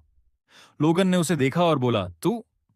रेन ने कहा, मैं मैं तो बस न्यू मेंबर के तौर पर अभी ज्वाइन किया हूं। रेन याद कर रहा था कि कैसे एस्टर ने उससे कुछ इजी टू लर्न और यूजेबल स्पेल्स क्रिएट करने को बोला था जो लोगों की लाइफ इजी करें। लोगन ने देखा कि क्रिस्टीन और एक रेड आइज लड़का वहां है। लोगन ने उसे पहचान लिया और बोला, मेरी गलती है। द ग्रेट 8 स्कूल्स के डिसाइपल के रूप में मैं नोबल लॉर्ड रेन को ग्रीट करने जा रहा था, लेकिन ऐसा लगता है कि तुमने अभी अभी मैजिक ड्यूअल का जिक्र किया। या मैंने गलत सुना? रेन ने कंफर्म किया, हाँ तुमने सही सुना। लोगन हंसते हुए प्राउड होकर बोला कि क्या वो सोचता है कि वो जीत सकता है? रेन ने कॉन्फिडेंटली बोला, क्या तुम डर गए? चाहो तो मैं तुम्हें थोड़ा हैंडीकैप दे दूं। मैं कोई कॉम्बैट मैजिक इस्तेमाल नहीं करूंगा, कैसा रहेगा? ये सुनकर क्रिस्टीन हैरान हो गई और लोगन भी उसे हैरानी से देखता रहा। रेन ने उसे ऐसे देखा और कहा, क्या ये भी काफी नहीं है? तो मैं सिर्फ इस क्लब के 3 स्पेल्स ही यूज करूंगा। लोगन ने उससे पूछा, क्या तुम सीरियस हो? रेन ने कहा, हाँ। लोगन हंसने लगा और बोला, सॉरी लेकिन लॉर्ड रेन, क्या तुम्हें पता है कि मेंबरशिप अप्रूव करने में 3 दिन लगते हैं? तो इस समय ये सिर्फ एक पर्सनल चैलेंज ही है। रेन ने कहा, सीधे पॉइंट पर आओ। लोगन ने कहा, ठीक है, अगर लॉर्ड रेन जीत गया तो मैं इस क्लब को छोड़ दूंगा, और अगर कोई ट्रबल मेकर्स आए तो मैं उन्हें खुद भगा दूंगा। लेकिन अगर मैं जीत गया तो तुम डिलेटन को एक विथड्रॉल फॉर्म जमा कर दोगे। विथड्रॉल का कारण यह हो सकता है, चाइहाग स्कूल के लोगन से मिलने के बाद मुझे एक ऐसी बाधा महसूस हुई जिसे पार करना नामुमकिन था। बीच में क्रिस्टीन ने इंटरप्ट करते हुए कहा, तुम मजाक कर रहे हो, तुम सिर्फ क्लब छोड़ोगे। और रेन, लोगन ने कहा, बाहर वालों को चुप रहना चाहिए। रेन ने भी वही कहा, क्रिस्टीन तुम इसमें मत पड़ो, और ड्यूअल अरेंज कर दिया। लोगन को रेफरी अरेंज करना होगा। लोगन ने कहा, देरी करने की जरूरत नहीं है, आज रात 6 बजे करते हैं, ड्रैगन ब्लड अरीना में। और वहां से चला गया कहते हुए, मैं तुम्हें वहां मिलता हूं।